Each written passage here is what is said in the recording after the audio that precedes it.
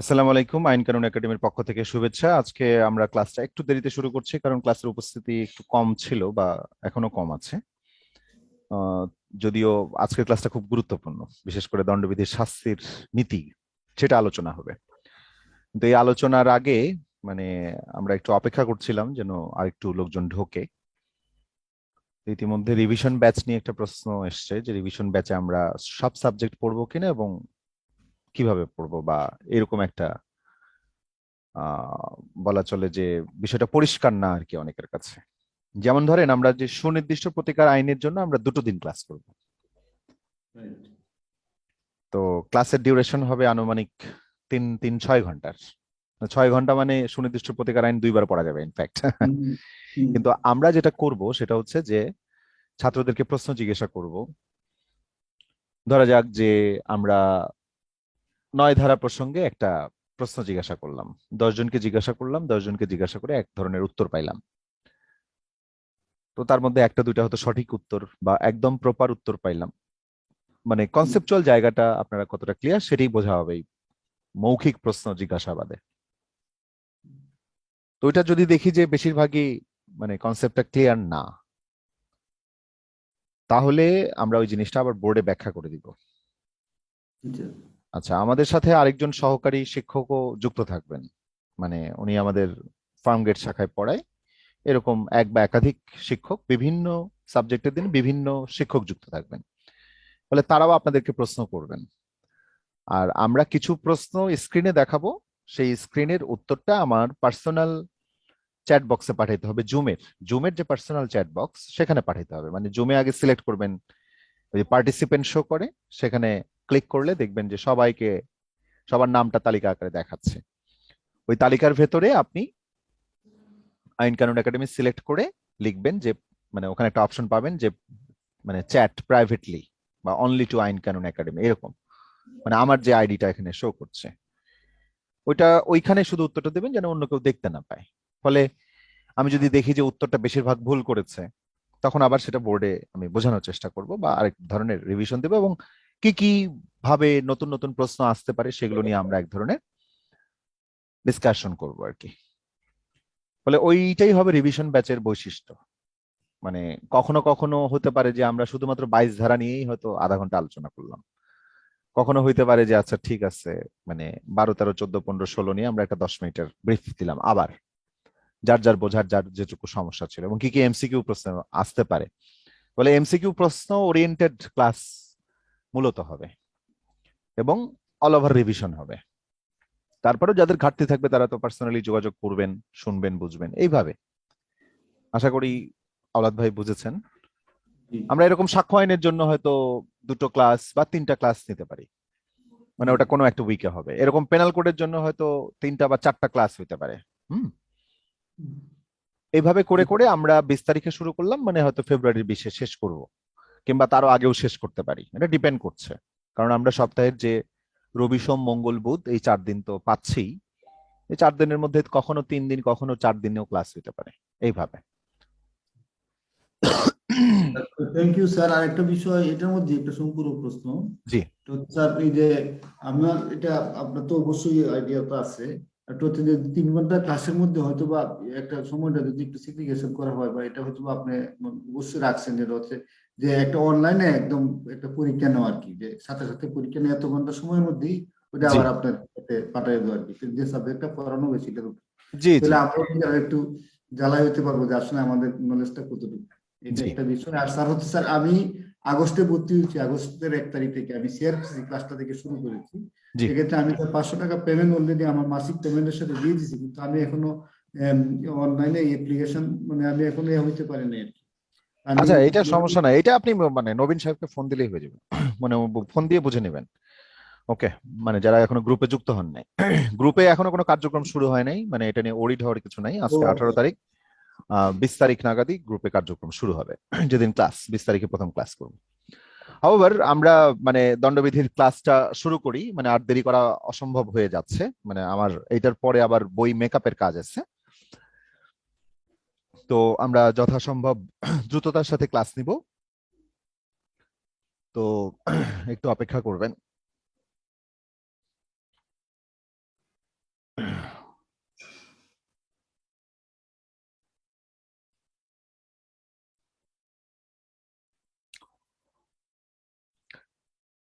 তো আমরা আজকে যে পেনাল কোডের যেই সাবজেক্টটা পড়বো সেটা হচ্ছে, মানে যেই টপিকটা পড়বো সেটা হচ্ছে, ইংরেজিতে শিরোনামটা হচ্ছে punishments, it's objectives and limits, অর্থাৎ শাস্তি, ইহার উদ্দেশ্য এবং মাত্রা। এটা সম্পর্কে পেনাল কোডের একটা চ্যাপ্টার আছে, যেই চ্যাপ্টারটা তৃতীয় অধ্যায় নামে পরিচিত, বা তৃতীয় অধ্যায়ের বিষয়বস্তু, এবং বার কাউন্সিলের সিলেবাসে এইভাবেই ব্যাপারটা উল্লেখ করা আছে।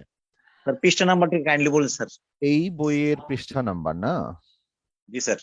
এই পিডিএফ এর 77 নাম্বার পৃষ্ঠা। Thank you. আমরা সবাইকে মিউট করে দিলাম বাধ্যতামূলক। আবার আমরা 77 নাম্বার পৃষ্ঠায়, যারা বই দেখছেন বা পিডিএফ দেখছেন অন্য কোনো ডিভাইসে, হোয়াটএভার, এখানে তো আমরা দেখাচ্ছি।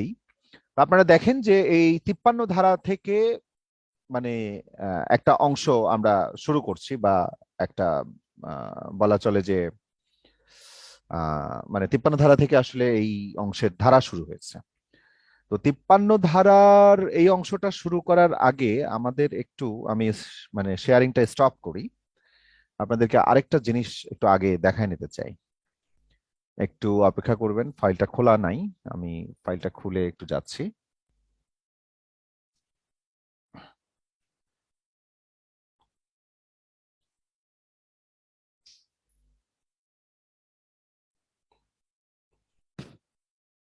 এটা আমাদের বইয়ের অংশ। বইয়ে আমরা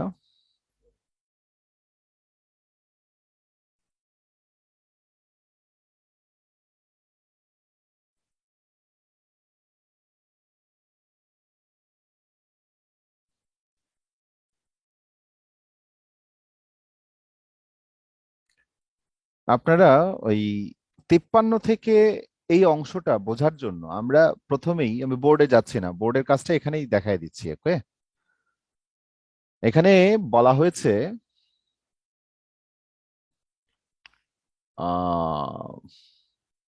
এখানে বলা হয়েছে, আপনারা দেখতে পাচ্ছেন যে বিষয়বস্তু, বিষয়বস্তু বলতে আমরা 53 থেকে 75 যে অংশটা, এটাকে 3 ভাগে ভাগ করে পড়ার প্রস্তাবনা করেছি আপনাদেরকে।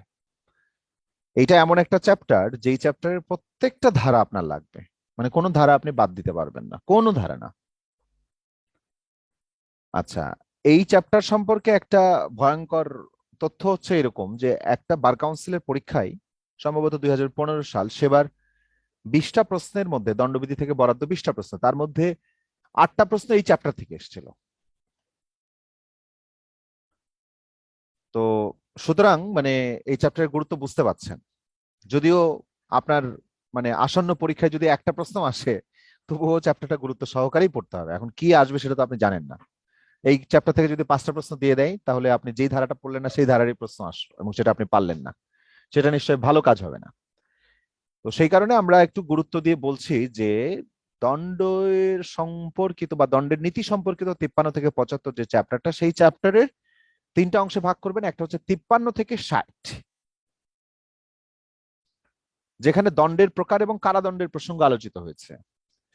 অ্যানাদার চ্যাপ্টারটা হচ্ছে, বা অ্যানাদার পার্ট হচ্ছে অর্থদণ্ড প্রসঙ্গ, যেখানে 63 থেকে 70 পর্যন্ত আলোচনা করা হয়েছে অর্থদণ্ড নিয়ে। আর আরেকটা পার্ট, সেটা হচ্ছে নির্জন কারাবাস এবং বিবিধ, মানে ওখানে নির্জন কারাবাসের টপিক আছে 74, 73, 74 ধারায়, 71, 72, 75 ধারায় অন্যান্য নানাবিধ প্রসঙ্গ আছে, মানে শাস্তি প্রসঙ্গেই। ফলে 3টা ভাগে যদি ভাগ করেন, তাহলে এমনিতে আমরা জানি যে সাজা হচ্ছে 5 রকমের, কিন্তু তার মধ্যে প্রধানতম সাজা, যেটা প্রায় সব ধারাতেই উল্লেখ থাকে, সেটা হচ্ছে কারাদণ্ডের হিসাব এবং অর্থদণ্ডের হিসাব। তো কারাদণ্ডের হিসাবের ক্ষেত্রে 53 থেকে 60, এইটা মূলত কারাদণ্ড রিলেটেড, যদি অন্য বিষয়ে আলোচনা আছে। আর অর্থদণ্ড প্রসঙ্গ একেবারে নিরঙ্কুশ ভাবে 63 থেকে 70-এর মধ্যেই আলোচনা আছে। ফলে এই দুইটা মনে রাখলে, যেমন 53-র 3 এককের ঘর, শেষ হয়েছে 60-এ 0, 63-র 3 এককের ঘর 3, শেষ হয়েছে 0 এককের ঘর। 53 থেকে 60, 63 থেকে 70, এইভাবে যদি একটু ম্যাথমেটিক্যালি জিনিসটা মনে রাখেন, তাহলে আপনি সহজেই এটা মেমোরাইজ করতে পারবেন। এরপরে এইখানে একটা চার্ট আছে, সেটা আমাদের বইয়ে আপনি পাবেন, মানে এটা জাস্ট মেমোরাইজেশনের জন্য, বা অ্যাট এ গ্ল্যান্স এই চার্টটা দেখলে আপনার পরীক্ষার আগ মুহূর্তে মনে পড়বে যদি আপনার একটু পড়া থাকে, হ্যাঁ, বা এটা কিভাবে পড়তে হবে সেটা প্রসঙ্গেও এইখানে ওই যে 63 থেকে 70 সেটার অ্যানাদার চার্ট করা আছে। তো মানে এখানকার বেসিক ইনফরমেশন দিয়ে, তো প্রথমত তার মানে 53 থেকে 60, 63 থেকে 70, বলতে পারেন যে 61 62 গেল, 61 62 দ্বারা বাতিল, সুতরাং ওইটা নিয়ে আমাদের টেনশন নাই। আর 71 থেকে 75 তিনটা পার্ট। আবার আমরা সরাসরি ধারায় চলে যাই। আপনারা বেশিরভাগই এই আলোচনা জানেন, তবুও যে 53 ধারার শিরোনাম হচ্ছে পানিশমেন্টস, দণ্ডসমূহ। বলছে এই ধারার বিধানসমূহ অনুসারে অপরাধীগণ যেই যেই দণ্ডে দণ্ডনীয় হবে সেগুলো হচ্ছে, প্রথমটা মৃত্যুদণ্ড, দ্বিতীয়টা হচ্ছে যাবজ্জীবন কারাদণ্ড, তৃতীয়টা হচ্ছে বাতিলকৃত, মানে এটা নাই, বাদ হয়ে গেছে। তাহলে প্রথমটা মৃত্যুদণ্ড, দ্বিতীয়টা যাবজ্জীবন কারাদণ্ড, চতুর্থত কারাদণ্ড। তাহলে এই কারাদণ্ড আর এই কারাদণ্ডের একটা পার্থক্য আছে। কি পার্থক্য? যাবজ্জীবন কারাদণ্ড মানে জীবনব্যাপী কারাদণ্ড, যতক্ষণ জীবন জীবিত আছে। আর কারাদণ্ড বলতে বোঝানো হচ্ছে অন্য যে কোনো মেয়াদী কারাদণ্ড। মেয়াদী কারাদণ্ড মানে একদিনের কারাদণ্ড দণ্ডবিধিতে যেমন আছে, এরকম 1 মাসের কারাদণ্ডও আছে, আবার 1 বছর আছে, 2 বছর আছে, এভাবে করতে করতে 12 বছর, 10 বছর, 14 বছর, এমনকি 20 বছরের কারাদণ্ড। এই বিষয়গুলো যে উল্লেখ করা আছে সেগুলো মেয়াদী কারাদণ্ড। তো জেনারেলি যে কারাদণ্ড, এই কারাদণ্ড সেটা সম্পর্কে এই ধারাতেই বলছে এটা 2 প্রকারের হতে পারে। কারাদণ্ডটা সশ্রম হতে পারে, বিনাশ্রম হতে পারে। অর্থাৎ জেলে বসে বসে আপনাকে খাওয়াইতে পারে, অথবা আপনার কাছ থেকে কোনো কর্ম করে নিয়ে আপনাকে খাওয়াইতে পারে। মানে জেলে আপনি যদি হাত পা গুটায় বসে থাকেন, মানে 5 বছরের জেল হয়েছে, 5 বছরের জেলে যদি আপনি শুয়ে বসে আর প্রকৃতি দেখে দিন কাটান, তো আপনার শরীরে তো জং ধরে যাবে, তাই না? মানে আপনি তখন মানে মানসিক ভাবে সুস্থ থাকবেন না, শারীরিক ভাবেও সুস্থ থাকবেন না। ফলে আপনাকে কোনো না কোনো একটা শ্রমের সাথে যুক্ত থাকতে হবে। শ্রম কিন্তু খুব ইম্পর্টেন্ট মানব জীবনে। মানে কেউ যদি ভাবে যে আমি আরামায়েশ করে সারাদিন বিছানায় থাকলে বোধহয় আমার খুব ভালো হবে, তা কিন্তু না। তাহলে আপনি দ্রুত অসুস্থ হবেন, দ্রুত মারা যাবেন। ফলে আপনাকে কোনো না কোনো শ্রমের সাথে থাকতে হবে, ব্যাপারটা এই। তো ফলে এইটা শুধুমাত্র আইনের বিষয় না, মানে এটা একটা ফিজিওলজিরও বিষয়, মানে শরীরবিদ্যারও বিষয়, হ্যাঁ, মানে একটা সায়েন্সেরও বিষয়। যে ফলে আপনাকে জেলের মধ্যে কেন আপনাকে সশ্রম খাটতে হবে? কারণ কিছু ধারা আছে, কিছু অপরাধ আছে যেগুলোতে বিনাশ্রম জেল হয়। তো সেটা করা হয় যে ঠিক আছে, তাহলে এটা অল্প সময়ের জেল, এটাতে খুব বেশি সমস্যা হবে না, উনি এমন কোনো কঠোর মানে এমন কোনো ভয়ঙ্কর অপরাধ করেনি যার জন্য তাকে সশ্রম কারাদণ্ডই দিতে হবে, এরকম কিছু না। এবার এরকম তার মানে মৃত্যুদণ্ড, যাবজ্জীবন কারাদণ্ড এবং কারাদণ্ড, এই কারাদণ্ড মানে বুঝতে হবে মেয়াদী কারাদণ্ড। আচ্ছা, আরেকটা হচ্ছে সম্পত্তি বাজেয়াপ্ত, আরেকটা হচ্ছে ষষ্ঠত বলছে অর্থদণ্ড বা জরিমানা। তাহলে 3 নাম্বারটা বাতিল হয়ে গেলে এই ষষ্ঠত হইলেও আসলে কার্যত কয়টা? 5টা। মৃত্যুদণ্ড, যাবজ্জীবন কারাদণ্ড, মেয়াদী কারাদণ্ড, সম্পত্তি বাজেয়াপ্তকরণ। এটাও একটা ফৌজদারি অপরাধের ক্ষেত্রে এই সাজাটা হতে পারে। আর এটা হচ্ছে অর্থদণ্ড বা জরিমানা। ওকে, এরপরে ব্যাখ্যা নামে একটা অংশ আছে, যেখানে একটাই ছোট্ট লাইন, কয়েকটা শব্দের মাত্র 6টা শব্দ দিয়ে বলছে যাবজ্জীবন কারাদণ্ডের ক্ষেত্রে কারাবাস সবসময় সশ্রম হবে। অর্থাৎ যিনি যাবজ্জীবন কারাদণ্ডে দণ্ডিত হবেন তাকে বসে বসে খাওয়ানোর কোনো সুযোগ নাই, তাকে সশ্রম কারাদণ্ড খাটতে হবে। অর্থাৎ জেলের মধ্যে তাকে কোনো না কোনো, হয় রান্নার কাজ করতে হবে, নয়তো জমি চাষের কাজ করতে হবে, নয়তো কোনো হাতের কাজ জানা থাকলে তাকে সেটা করতে হবে, নাহলে সব মানে বন্দীদের কাপড় চোপড় ধুইতে হবে, মানে কিছু না কিছু কোনো না কোনো কাজের মধ্যে থাকতে হবে। ওকে, তাহলে এই 5টা শাস্তি পেনাল কোডের 53 ধারা মতে বর্ণনা করা আছে। 53 ধারা, এইটার পরে সোজা আমরা যদি আসি এর পরের ধারায় 53 ক, একটা ধারা যেখানে বলছে কারাবাস উল্লেখের ব্যাখ্যা। এটা বলছে যে উপধারার 2 এর শর্তাবলী সাপেক্ষে, মানে এই উপধারায় 2 এর শর্তাবলী সাপেক্ষে সাময়িকভাবে প্রচলিত অন্য যে কোনো আইনে যেখানে যাবজ্জীবন দ্বীপান্তরের উল্লেখ রয়েছে সেখানে তা যাবজ্জীবন কারাবাস হিসেবে ধরতে হবে। দ্বীপান্তর একটা শাস্তি ছিল, বুঝছেন? ইংরেজিতে এটাকে বলা হয় ট্রান্সপোর্টেশন। মানে এক দ্বীপ, মানে এক জায়গা থেকে তাকে একটা নির্জন দ্বীপে রেখে আসা, তারপরে তুমি বাঁচবা কি মরবা, তোমার নির্জন কারাবাস হয়েছে 5 বছরের, মানে নির্জন দ্বীপান্তরের, নির্জন দ্বীপে বা দ্বীপান্তর হয়েছে, দ্বীপান্তরের সাজা হয়েছে। তাহলে ওই দ্বীপে তাহলে সে অবস্থান করবে এবং ওই অবস্থানের মধ্য দিয়ে সে ওখানে বাঁচলে বাঁচলো, মরলে মরলো, ব্যাপারটা এরকম। তো এইটা যাবজ্জীবন দ্বীপান্তরের উল্লেখ রয়েছে, এরকম যেখানে উল্লেখ থাকবে যাবজ্জীবন দ্বীপান্তর, সেটা যাবজ্জীবন কারাবাস হিসেবে গণনা করতে হবে, ধরে নিতে হবে। এটা একটা পলিসি আকারে বলে দিয়েছে। কোথাও যদি এখন ভুলক্রমে যাবজ্জীবন দ্বীপান্তর, দ্বীপান্তর তো কোনো সাজা নাই, আছে কি পেনাল কোডে? নাই। মানে আমরা 53 ধারায় পড়লাম, ওখানে কি দ্বীপান্তর নামে কোনো সাজা ছিল? ছিল না। যেহেতু ছিল না, তো ভুলক্রমে যদি কোথাও দ্বীপান্তর উল্লেখ থাকে এবং সেটা যদি সংশোধন করা না হয়ে থাকে, তো সেখানে যদি যাবজ্জীবন দ্বীপান্তর উল্লেখ থাকে, তাহলে ধরে নিতে হবে উহা যাবজ্জীবন কারাবাস। দুয়ে বলছে বর্তমানে প্রচলিত যে কোনো আইনে অন্য কোনো মেয়াদের কিংবা স্বল্পকালীন মেয়াদের জন্য যে কোনো ভাবে হোক না কেন দ্বীপান্তরে উল্লেখ থাকলে তার রদ বলে গণ্য হবে। এইটা ইন্টারেস্টিং। যাবজ্জীবন দ্বীপান্তর থাকলে সেটা যাবজ্জীবন কারাদণ্ড হিসেবে গণ্য হবে, কিন্তু যদি কোনো মেয়াদি দ্বীপান্তর উল্লেখ থাকে তাহলে সেটা মেয়াদি কারাদণ্ড হিসেবে উল্লেখ হবে। মানে দুঃখিত, মানে মেয়াদি কারাদণ্ড, মেয়াদি দ্বীপান্তর উল্লেখ থাকলে সেটা তখন রদ বলে গণ্য হবে, অর্থাৎ বাতিল। মানে ওইটার কোনো শাস্তি বা ওইটার কোনো সিগনিফিকেন্স থাকবে না, ওইটা বাতিল বলে গণ্য করা হবে। তাহলে যাবজ্জীবন দ্বীপান্তর থাকলে যাবজ্জীবন কারাদণ্ড, আর অন্য যাবজ্জীবন না হয়ে যে কোনো মেয়াদি দ্বীপান্তর থাকলে তা রদ বলে গণ্য হবে। এটা কিন্তু এমসিকিউ পরীক্ষা আসে। হ্যাঁ, খুব সহজ প্রশ্ন। মানে সহজ প্রশ্ন মানে বুঝলে সহজ, না বুঝলে তো কঠিন। এটা 3-এ অন্যান্য আইনের কথা বলছে, অন্যান্য আইনও ওই একই জিনিস বলছে, আর কিছু না। এটা হচ্ছে পেনাল কোডের কথা বলেছে 1 এবং 2-এ। 3-এ গিয়ে অন্যান্য আইনে যদি যাবজ্জীবন দ্বীপান্তর উল্লেখ থাকে তবু সেটা যাবজ্জীবন কারাবাস, অন্য আইনে যদি স্বল্প মেয়াদের দ্বীপান্তর উল্লেখ থাকে তাহলে তার রদ বলে গণ্য হবে।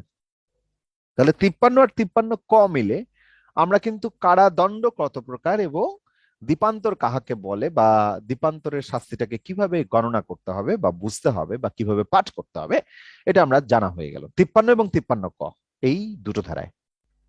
ওই দুটো ধারা একসাথে পড়তে হবে।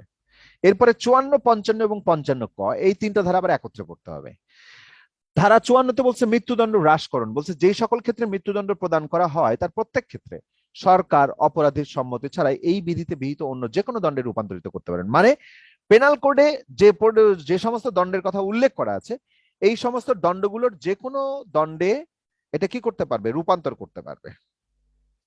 কে পারবে? সরকার পারবে।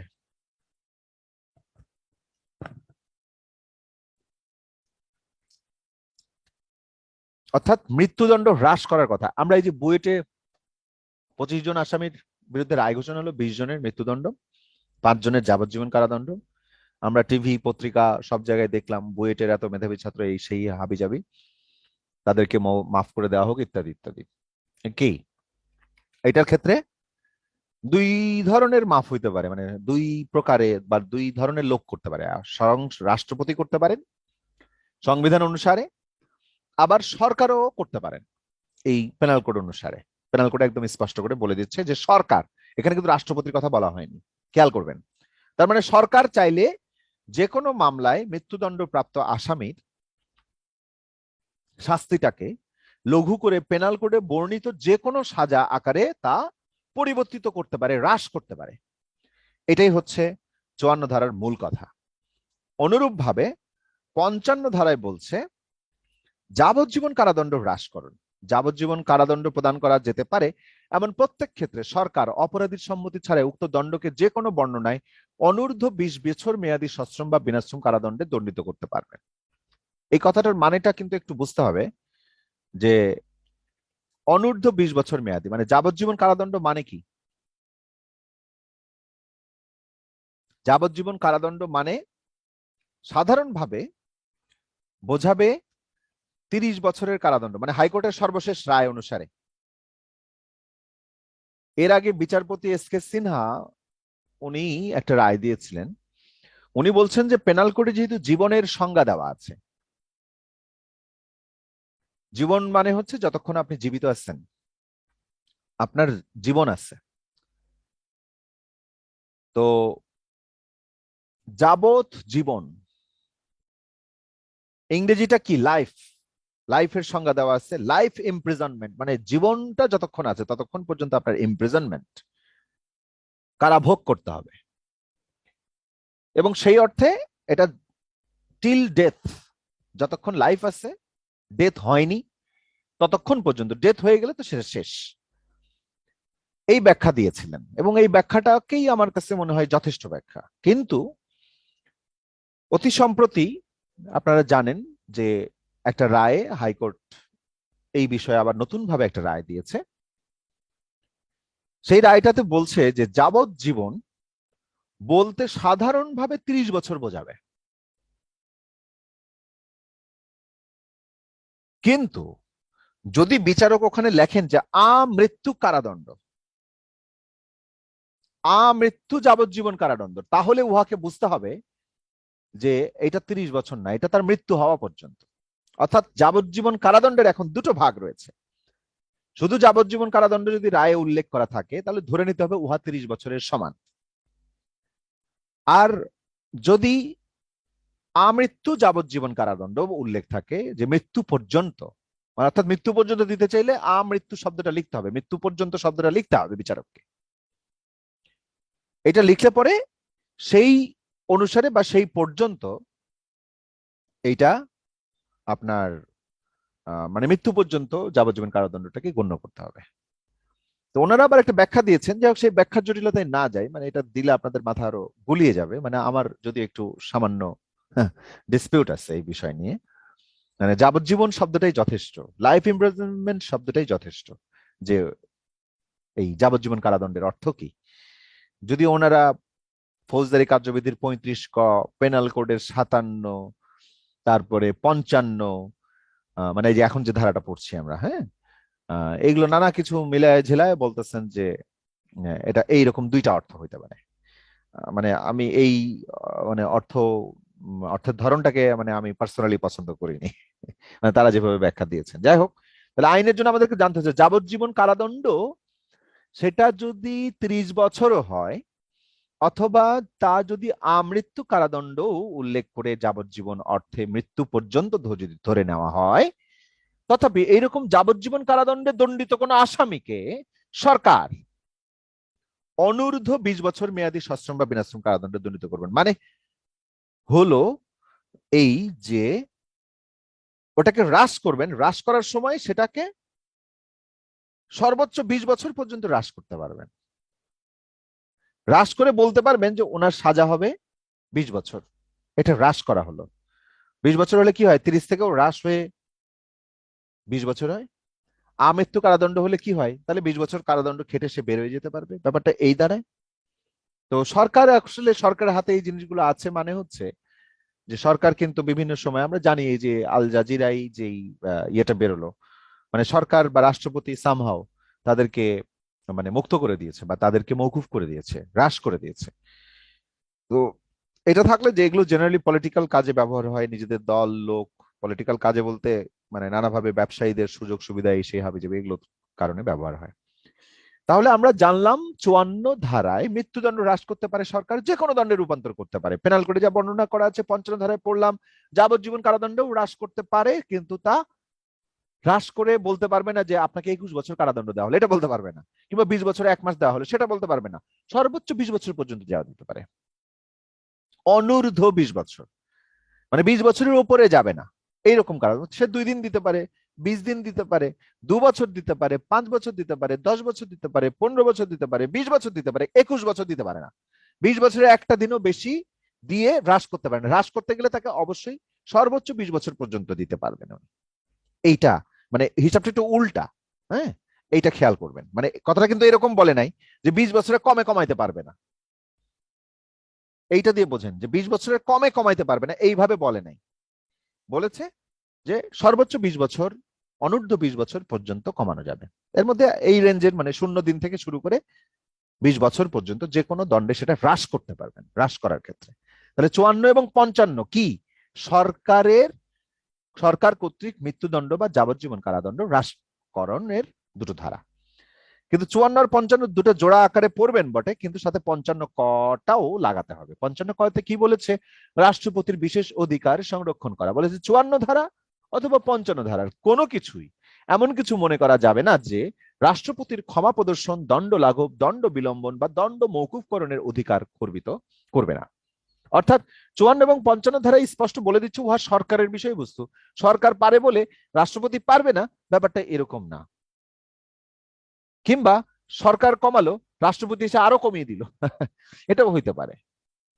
ঠিক আছে, এই কথাটার তাৎপর্য হচ্ছে যে রাষ্ট্রপতির বিশেষ যে অধিকার, যা কিনা সংবিধানে উল্লেখ আছে, এমনকি ফৌজদারি কার্যবিধিতে উল্লেখ আছে, এইটা কোনোভাবেই লঙ্ঘন বা খর্ব করবে না। এই হচ্ছে 55 ক ধারা। এরপরে 56 ধারা বাতিল। বাতিল হয়ে 57 ধারাটা আমাদেরকে আলাদা করে বুঝতে হয়। এখানে বলছে দণ্ডের মেয়াদ সমূহের ভগ্নাংশ সমূহ, fractions of terms of punishment. কি বলেছে ইংরেজিটা ভালো করে দেখেন, ফ্র্যাকশনস মানে ভগ্নাংশ, ভাগ।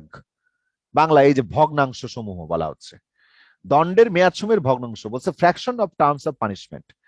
এখন দণ্ডের মেয়াদ সমূহের ভগ্নাংশ সমূহ হিসাব করার ক্ষেত্রে যাবজ্জীবন কারাবাসকে 30 বছর মেয়াদী কারাবাসের সমতুল্য বলে গণনা করে নিতে হবে। In calculating fractions of terms of punishment, imprisonment for life shall be reckoned as equivalent to rigorous imprisonment for 30 years. তো এই কথার দণ্ডের মেয়াদ সমূহের ভগ্নাংশ, fractions of terms of punishment, এখন এই কথাটার অর্থ হলো কি রকম? কখনো কখনো যেমন আপনাকে 2 বছরের সাজা দিল আর 10,000 টাকা জরিমানা দিল, আর আপনি 10,000 টাকা দিলেন না। 2 বছরের সাজা ভোগ করলেন, 10,000 টাকা দিতে পারলেন না। এই যে 10,000 টাকা দিতে পারলেন না, এই কারণে আপনার আবার জেল হবে, জরিমানাটা না দিতে পারার কারণে। তো এটা বিচারক আগেই রায় লিখে দেয় যে 2 বছরের কারাদণ্ড দেওয়া হলো, 10,000 টাকা জরিমানা প্রদান করা হলো বা নির্দেশ দেওয়া হলো। 10,000 টাকা যদি জরিমানাটা অনাদায়ী থাকে, আদায় না করা যায় বা আদায় না হয়, তাহলে আরো 3 মাসের কারাভোগ করবে, এটা উল্লেখ করা থাকে। তাহলে ওই যে উনি অর্থদণ্ড অনাদায়ী থাকার কারণে যে 3 মাসের কারাভোগের নির্দেশ দিলেন, এইটা দেয়ার একটা গণনার পদ্ধতি আছে। সেই গণনার পদ্ধতিটা আমরা এই যে অর্থদণ্ড সম্পর্কিত যে বিধান 63 থেকে 70 এইটুকু যখন পড়বো সেটা আমরা জানবো। তো তখন কোনো একটা শাস্তিকে ভাগ করতে হয়, যেমন 1 বছরের সাজাকে 4 ভাগের 1 ভাগ করতে হয়, কিংবা অ্যাবেটমেন্টের সাজার ক্ষেত্রে দেখেন নাই কখনো 4 ভাগের 1 ভাগ করতে হচ্ছে যদি অপরাধটা সংগঠিত না হয়। 116 ধারায় পড়েন নাই, মনে নাই? অ্যাবেটমেন্টের সাজা নির্ধারণ করার 3টা ধারা, 109, 115 এবং 116। 109 বলেছে সমান সাজা হবে যদি অপরাধটা সংগঠিত হয়। 116তে আইসা বলে যে না, যদি অপরাধটা সংগঠিত না হয় তাহলে 4 ভাগের 1 ভাগ হবে। অ্যাবেটমেন্ট করা হয়েছে কিন্তু অপরাধটা সংগঠিত হয়নি, তাহলে 4 ভাগের 1 ভাগ হবে। তারপরে কি বলছে, ওটা যদি সরকারি কর্মচারীর সাথে যোগসাজশ করে অপরাধটা হয় তাহলে কি হবে? তখন অর্ধেক হবে। তাহলে এই যে কোনো একটা সাজার 2 বছর বা 5 বছর বা 10 বছর এরকম একটা সাজার কখনো অর্ধেক বের করতে হচ্ছে, কখনো 4 ভাগের 1 ভাগ বের করতে হচ্ছে। এই যে 4 ভাগের 1 ভাগ বা অর্ধেক বের করার যে নিয়ম, সেটা না হয় যখন 10 বছরের সাজা উল্লেখ আছে তখন 10 বছরের সাজার 4 ভাগের 1 ভাগ খুব সহজ, 2.5 বছর। 1 বছরের সাজার 4 ভাগের 1 ভাগ কত? 3 মাস, সিম্পল। 2 বছরের সাজার 4 ভাগের 1 ভাগ 6 মাস, অর্ধেক বললে 1 বছর। 3 বছরের সাজার অর্ধেক বললে 1.5 বছর, 4 ভাগের 1 ভাগ বললে 9 মাস। তাহলে এইভাবে করে কখনো কখনো আমাদের কোনো শাস্তিকে ভগ্নাংশ করার প্রয়োজন হচ্ছে। তো এইখানে এটাই বলছে 57 ধারায় যে যাবজ্জীবন কারাদণ্ড তো জানা যাচ্ছে না যে সে কতদিন বেঁচে থাকবে। তার আমৃত্যু কারাদণ্ডই লেখা থাকুক আর যাবজ্জীবন, শুধু যাবজ্জীবন কারাদণ্ড লেখা থাকুক, যার অর্থ কিনা 30 বছর বোঝাবে, হ্যাঁ, সাধারণভাবে। তো সেটা যেটাই থাকুক, এইরকম ক্ষেত্রে কোনো আসামির শাস্তিটাকে যদি ভগ্নাংশ বা ভাগ করার প্রয়োজন হয় তাহলে সেটাকে 30 বছর ধইরা ভাগ করতে হবে। 30 বছরের 4 ভাগের 1 ভাগ কত? 7.5 বছর। অর্ধেক কত? 15 বছর। যেমন অপরাধের উদ্যোগ নিলে পেনাল কোড অনুযায়ী কি হয়? অর্ধেক সাজা হয়, 511 ধারা। তাহলে যাবজ্জীবন কারাদণ্ডে দণ্ডনীয় একটা অপরাধ, কেউ উদ্যোগ নিয়েছে কিন্তু সফল হয় নাই, তখন তার কি সাজা দিবে? যাবজ্জীবন কারাদণ্ড তো দিতে পারছে না, তখন তার সাজা হবে অর্ধেক। এই অর্ধেক কেমনে হিসাব হবে? অর্ধেক হিসাব হবে 30 বছর ধরে। তাহলে 30-এর অর্ধেক হয় 15 বছর। তাহলে সেইভাবে তার সাজা দেওয়া হবে। ওকে, অর্থাৎ শুধুমাত্র মেয়াদ সমূহের ভগ্নাংশ হিসাব করার প্রয়োজনে 57 ধারাটা আসছে, অন্য কোনো কারণে না। এটার অর্থ এটা না যে যাবজ্জীবন কারাদণ্ড বলতে 30 বছর বোঝাবে, এটা কিন্তু 57 ধারায় বলে নাই। শিরোনামটা হচ্ছে দণ্ডের মেয়াদ সমূহের ভগ্নাংশ হিসাব করার পদ্ধতি বা দণ্ডের মেয়াদ সমূহের ভগ্নাংশ। সেখানে বলছে অন্য মেয়াদি কারাদণ্ড নিয়ে তো ঝামেলা নাই, 1 বছর 2 বছর 5 বছর উল্লেখ আছে, সেটা 4 ভাগের 1 ভাগ অর্ধেক কোনো করা, জাস্ট ভাগ করার ব্যাপার। কিন্তু যাবজ্জীবন কারাদণ্ড থাকলে সেটাকে 30 বছর ধরে ভাগাভাগিটা করতে হবে। শিরোনামটা মনে রাখবেন 57 ধারার। কথা আশা করি ক্লিয়ার।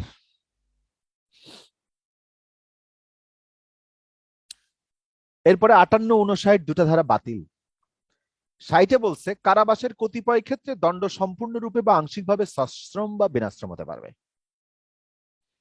যে মামলায় কোনো অপরাধকারী যে কোনো বর্ণনার কারাবাসের উপযুক্ত হয় না কেন, অনুরূপ প্রত্যেক মামলায় অনুরূপ অপরাধীকে দণ্ড দানকারী আদালতের উক্ত দণ্ডাদেশের এই মর্মে আদেশ প্রদান করার ক্ষমতা থাকবে যে অনুরূপ কারাবাস সম্পূর্ণরূপে সশ্রম হবে কিংবা অনুরূপ কারাবাস সম্পূর্ণরূপে বিনাশ্রম হবে বা অনুরূপ কারাবাসের যে কোনো অংশ সশ্রম হবে এবং অবশিষ্ট অংশ বিনাশ্রম হবে। এর মানে কি বল ভাই? এটা বন্ধ করে দেন তো। এখানে কি বলছে যে আমরা 53 ধারায় কি দেখেছিলাম মনে আছে? মেয়াদি কারাদণ্ড দেখেছিলাম। প্রথমে দেখেছিলাম মৃত্যুদণ্ড হতে পারে, দ্বিতীয়ত দেখেছিলাম যাবজ্জীবন কারাদণ্ড হইতে পারে, হ্যাঁ। তারপরে আরেকটা সাজা দেখলাম কি, কারাদণ্ড, শুধু কারাদণ্ড মানে মেয়াদি কারাদণ্ড নির্দিষ্ট মেয়াদ পর্যন্ত। ওইরকম মেয়াদি কারাদণ্ড 2 রকম হইতে পারে, একটা হচ্ছে সশ্রম আর একটা হচ্ছে বিনাশ্রম। সশ্রমের ইংরেজি হচ্ছে রিগোরাস, মানে কঠোর পরিশ্রম। রিগোরাস শব্দের অর্থ তো আসলে কঠোর বা ভারী, এরকম কিছু বোঝায়, হ্যাঁ। আর সিম্পল, এটার বাংলাটা হচ্ছে বিনাশ্রম। তো এটাকে ইংরেজিতে বলে ডেসক্রিপশন। ডেসক্রিপশন মানে কি আমরা জানি, বর্ণনা জানি না, বর্ণনা, ডেসক্রিপটিভ বর্ণনামূলক, ডেসক্রিপশন। হ্যাঁ, ক্লাস 2-3-তেই আমরা এই শব্দটা শিখি, ডেসক্রিপশন বর্ণনা। তো আইনে মানে পেনাল কোডে যখন বলা হয় যে কারাদণ্ড, কারাদণ্ডের বর্ণনা কি, তখন ইংরেজিটা ধরতে হয়, বা ইংরেজিটা এইভাবে লেখা আছে যে ডেসক্রিপশন অফ দা ইমপ্রিজনমেন্ট, কারাদণ্ডের বর্ণনা। কারাদণ্ড তো বুঝলাম, সেটার বর্ণনাটা কেমন, রিগোরাস নাকি সিম্পল, সশ্রম না বিনাশ্রম। আপনারা যদি ইংরেজি ধারাগুলো দেখেন যেগুলো শাস্তির ধারা, সেখানে দেখবেন লেখা আছে রিগোরাস অর সিম্পল ইমপ্রিজনমেন্ট, মানে সশ্রম বা বিনাশ্রম কারাদণ্ড, মানে যে কোনোটাই আদালত চয়েস করতে পারে। আবার কোথাও কোথাও এইরকম লেখা থাকবে যে imprisonment of either description, EITH এর ইদার ডিসক্রিপশন, মানে যে কোনো বর্ণনা। যে কোনো বর্ণনার মানে কি, যে কোনো বর্ণনার মানে সশ্রম হতে পারে বিনাশ্রম হতে পারে, ইটস ইওর চয়েস, আদালতের চয়েস, অপশন দুটোই খোলা আছে। তাহলে আইদার ডেসক্রিপশন এর বাংলা হচ্ছে যে কোনো বর্ণনার। বর্ণনা এই শব্দটা বা ডেসক্রিপশন, এটার মানে হচ্ছে পেনাল কোডে হয় সশ্রম নয়তো বিনাশ্রম, হয় রিগোরাস নয়তো সিম্পল। রিগোরাস ইমপ্রিজনমেন্ট আর সিম্পল ইমপ্রিজনমেন্ট কি, কিসের ডেসক্রিপশন, রিগোরাস না সিম্পল, রিগোরাস না সিম্পল, কখন, ইমপ্রিজনমেন্টের ক্ষেত্রে। ইমপ্রিজনমেন্টের ডেসক্রিপশনটা কি, রিগোরাস অর সিম্পল। আচ্ছা, এখন এই 60 ধারায় বলেছে কথাটা এইরকম যে কারাবাসের কোনো অংশ সশ্রম হবে নাকি বিনাশ্রম হবে, এইটা দণ্ড দানকারী আদালতের এই ক্ষমতা থাকবে। পেনাল কোডে এই কথাটা বলছে, 60 ধারা বলছে যে এটা দণ্ড প্রদানকারী আদালতের এখতিয়ার, এই ক্ষমতা দণ্ড প্রদানকারী আদালতের যে এটা সশ্রম হবে না বিনাশ্রম হবে। আইনে যদি উল্লেখ থাকে যে ইহা বিনাশ্রম, শুধু বিনাশ্রম লেখা আছে, তাহলে তো আদালতের উপায় নেই, আদালত চাইলে এটা সশ্রম দিতে পারবে না। আদালত আইনের এইখানে বাইরে যাবে না। ওকে, যখন অপশন থাকে সশ্রম বা বিনাশ্রম, তখন সেটাকে উনি যে কোনো বর্ণনায় দিতে পারে, যে কোনো ডেসক্রিপশনে দিতে পারে। ওকে, এটাই 60 ধারার কথা। মাহমুদা খানম, মানে ফ্রম চিটাগং আর কক্সবাজার, হ্যাঁ, আপনি হাত তুলেছিলেন, বলেন দেখি কোনো এইটুকু যে পড়লাম 53 থেকে 60, কোনো প্রশ্ন জিজ্ঞাসা করবেন কিনা, টপাটপ প্লিজ। স্যার আমার একটা কোশ্চেন ছিল স্যার, যদি এভাবে কোশ্চেনটা আসে যে যাবজ্জীবন কারাদণ্ড বলতে বুঝি, এইভাবে কোশ্চেনটা করে যদি নিচে 30 বছর আবার হচ্ছে যে আমৃত্যু কারাদণ্ড অপশন দিয়ে দেয়, তাহলে আমি কোনটা চুজ করব? তখন 30 বছর দিবেন, যতক্ষণ না পর্যন্ত আমৃত্যু না লেখা থাকবে। আচ্ছা ঠিক আছে, ধন্যবাদ। আচ্ছা, আরেকটা স্যার কি? আসসালামু আলাইকুম। ওয়ালাইকুম সালাম, বলেন আনিস ভাই। স্যার 60 নম্বরটা স্যার যদি আরেকটু বলেন স্যার, ধারা 60টা স্যার একটু আচ্ছা, একটু আর ক্লিয়ার আর করে স্যার। কারো কোনো প্রশ্ন? ধন্যবাদ। আর কারো কোনো প্রশ্ন? এই অংশ নিয়ে আর কারো কোনো প্রশ্ন নাই? ওকে, ডান। আমরা আবার মাইক্রোফোনটা বন্ধ করছি, আমরা এর পরের অংশে যাব। পরের অংশে যাওয়ার আগে সুন্দরভাবে 60 ধারাটা আরেকবার রিডিং পড়বো। বলছে যে কারাবাসের কতিপয় ক্ষেত্রে দণ্ড সম্পূর্ণরূপে বা আংশিকভাবে সশ্রম বা বিনাশ্রম হতে পারে। যেই মামলায় কোনো অপরাধকারী যে কোনো বর্ণনার, এই যে বললাম যে কোনো বর্ণনা, এইদার ডেসক্রিপশন, ওকে, কারাবাসের উপযুক্ত হয়, অর্থাৎ সেখানে সশ্রম বা বিনাশ্রম দুটোই অপশনই খোলা আছে, যে চুরি করলে 3 বছরের সশ্রম বা বিনাশ্রম কারাদণ্ড ও অর্থদণ্ড, এইভাবে লেখা আছে আইনে। তো যখন সশ্রম ও বিনাশ্রম যে কোনো বর্ণনায় সেখানে উপযুক্ত ভাবে লেখা আছে, ওকে, তখন ওই ধরনের মামলায় অপরাধকারীকে দণ্ড দানকারী আদালত, যে আদালত দণ্ড দিচ্ছে সেই আদালত এই মর্মে আদেশ প্রদান করার এই ক্ষমতা থাকবে যে অনুরূপ কারাবাস সম্পূর্ণরূপে সশ্রম দিতে পারে, যে তুমি 1 বছর জেল কাটবা, এই 1 বছরের মধ্যে পুরোটাই তুমি সশ্রম কাটবা, এটা বলতে পারে। অথবা অনুরূপ কারাবাস সম্পূর্ণরূপে বিনাশ্রম হবে, বলতে পারে যে তুমি পুরোটাই বিনাশ্রম কাটবা। অথবা অনুরূপ কারাবাসের যে কোনো অংশ সশ্রম হবে এবং অবশিষ্ট অংশ বিনাশ্রম হবে, বলতে পারে যে 1 বছরের জেল কাটবা, তার মধ্যে তুমি 9 মাস সশ্রম কাটবা, 3 মাস পরের শেষের 3 মাস তুমি বিনাশ্রম কাটবা, ব্যাস।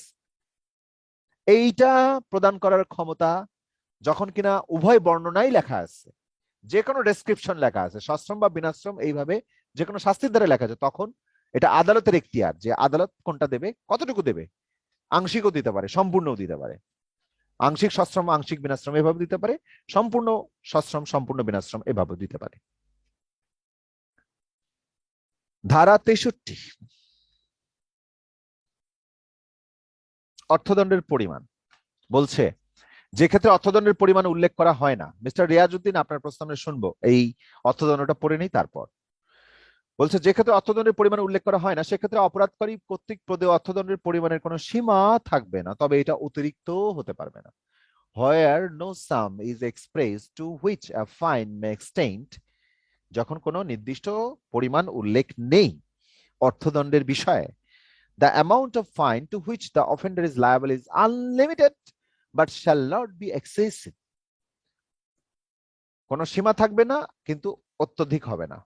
এই কথাটার মানে হচ্ছে পেনাল কোডে কিছু কিছু ধারায় উল্লেখ করা আছে যে 6 মাসের জেল হবে আর 500 টাকা জরিমানা হবে, কিছু কিছু ধারায় উল্লেখ আছে যে 6 মাসের জেল হবে 1000 টাকা জরিমানা হবে।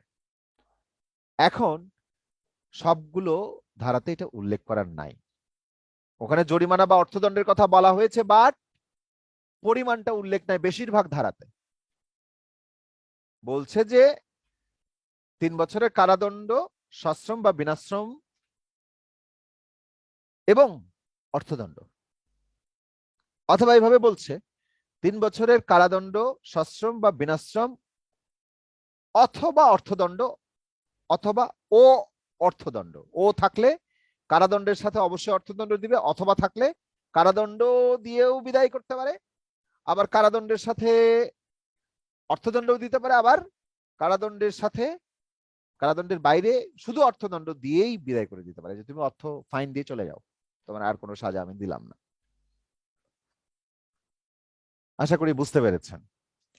ফলে পেনাল কোডে যেখানে উল্লেখ করা নাই অর্থদণ্ডের নির্দিষ্ট পরিমাণের কথা, তখন জজ সাহেব তাকে কতখানি মানে সাজা দিবে বা কতখানি অর্থদণ্ড দেবে সেটা সম্পর্কে বলছে, সেটা নীতি সম্পর্কে বলছে, জজ কি নীতি অনুসারে চলবেন। বলছে যে এইটার কোনো সীমা পরিসীমা থাকবে না, কিন্তু সীমা পরিসীমা থাকবে না মানে এইটা না যে এইটার অত্যধিক হবে, এক্সেসিভ হবে। একজন দিনমজুর, তাকে যদি এখন 5 লক্ষ টাকা জরিমানা করা হয়, উনি তো বছরে 5 লক্ষ টাকা রোজগারই করতে পারে না, তাই না? তো 5 লক্ষ টাকা জরিমানা কি দেওয়াটা ওনার জন্য ফিজিবল, বাস্তবসম্মত? বাস্তবসম্মত না। যেহেতু বাস্তবসম্মত না, ফিজিবল না, সো তার জন্য নিশ্চয়ই 5 লক্ষ টাকা জরিমানা এক্সেসিভ হয়ে যাবে, অত্যধিক হবে।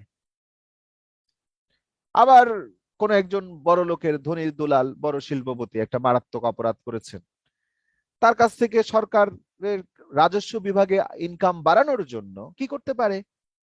ইনকাম বাড়ানোর জন্য বলতে পারে যে আপনি 5 লক্ষ টাকা জরিমানা দিবেন, আপনার তো সাজা হবে 5 বছর বা 10 বছর, 5 লক্ষ টাকা জরিমানাও দিবেন। তাহলে এটা কোনো সীমা থাকবে না, উনি চাইলে 5 লক্ষ টাকাও জরিমানা করতে পারেন। কদিন আগে কোন একটা মামলায় দেখলাম 25 লক্ষ টাকা জরিমানা করছে একটা আদালত। বুঝছেন? মামলাটা পর্নোগ্রাফি রিলেটেড ছিল এবং তারাও বেশ ধনীর দুলাল টুলাল এরকম হবে। হ্যাঁ, তো এদের কাছ থেকে আদায় যোগ্য, আদায় করা যাবে। তো এইটা 63 ধারাটা কি বলেছে? অর্থদণ্ডের একটা মৌলিক নীতি সম্পর্কে বলেছে। অর্থদণ্ড নির্ধারণের ক্ষেত্রে, যে ক্ষেত্রে অর্থদণ্ডের পরিমাণ উল্লেখ করা হয় না, সেক্ষেত্রে অপরাধকারী কর্তৃক প্রদত্ত অর্থদণ্ডের পরিমাণের কোনো সীমা থাকবে না, তবে এটা অতিরিক্ত হতে পারবে। এটা লোকে এইভাবে মনে রাখে, সীমা থাকবে না, অতিরিক্ত হবে না। সীমা থাকবে না, অতিরিক্ত হবে না। এটা অর্থদণ্ডের ক্ষেত্রে বেসিক পলিসি। অ্যানাদার পলিসি বা অ্যানাদার মৌলিক নীতি বলেছে 64 ধারায়, বলেছে অর্থদণ্ড অনাদায়ের দরুন কারাদণ্ড দান, sentence of imprisonment for non payment of fine. বলছে অর্থদণ্ড সহ কারাবাসে দণ্ডনীয় অপরাধে প্রত্যেক মামলায়, যেই মামলায় কারাবাস সহকারে কিংবা ব্যতীত অপরাধীর অর্থদণ্ড বিধান করা হয়, অনুরূপ অপরাধকারীর দণ্ড দানকারী আদালতের দণ্ডের আদেশ বলে এই মর্মে নির্দেশ দান করার ক্ষমতা থাকবে যে অর্থদণ্ড অনাদায়ে অপরাধকারী কোন কোন নির্দিষ্ট মেয়াদের জন্য কারাদণ্ড ভোগ করবে, যেই কারাবাস তাকে দণ্ডিত করতে পারে এবং হ্রাসকরণের অধীনে সে দণ্ডনীয় হতে পারে, এরূপ অপর যে কোনো কারাবাসের অতিরিক্ত হবে। এর মানে হলো এটা একটা, আমি বললাম নীতি, নীতি নীতি বলেছে, প্রিন্সিপাল বলেছে। কেন প্রিন্সিপাল বলছে এটাকে? এটা ওই গ্রাউন্ডটা দিয়েছে যে যদি কারাদণ্ড দেওয়া হয়েছে 1 বছর, 2 বছর, 1 দিন, হোয়াট এভার, 10 বছর, 14 বছর, যেটাই হোক, সাথে অর্থদণ্ড বলা হয়েছে 10,000 টাকা কি 10 লক্ষ টাকা, হোয়াট এভার দ্য অ্যামাউন্ট, ওই টাকাটা, জরিমানাটা, ওটা তো একটা দণ্ড, সেই দণ্ড যদি পালন না করা হয়, নন পেমেন্ট অফ ফাইন থাকে, কখন? যখন কারাদণ্ড আছে তার সাথে অর্থদণ্ড আছে, তখন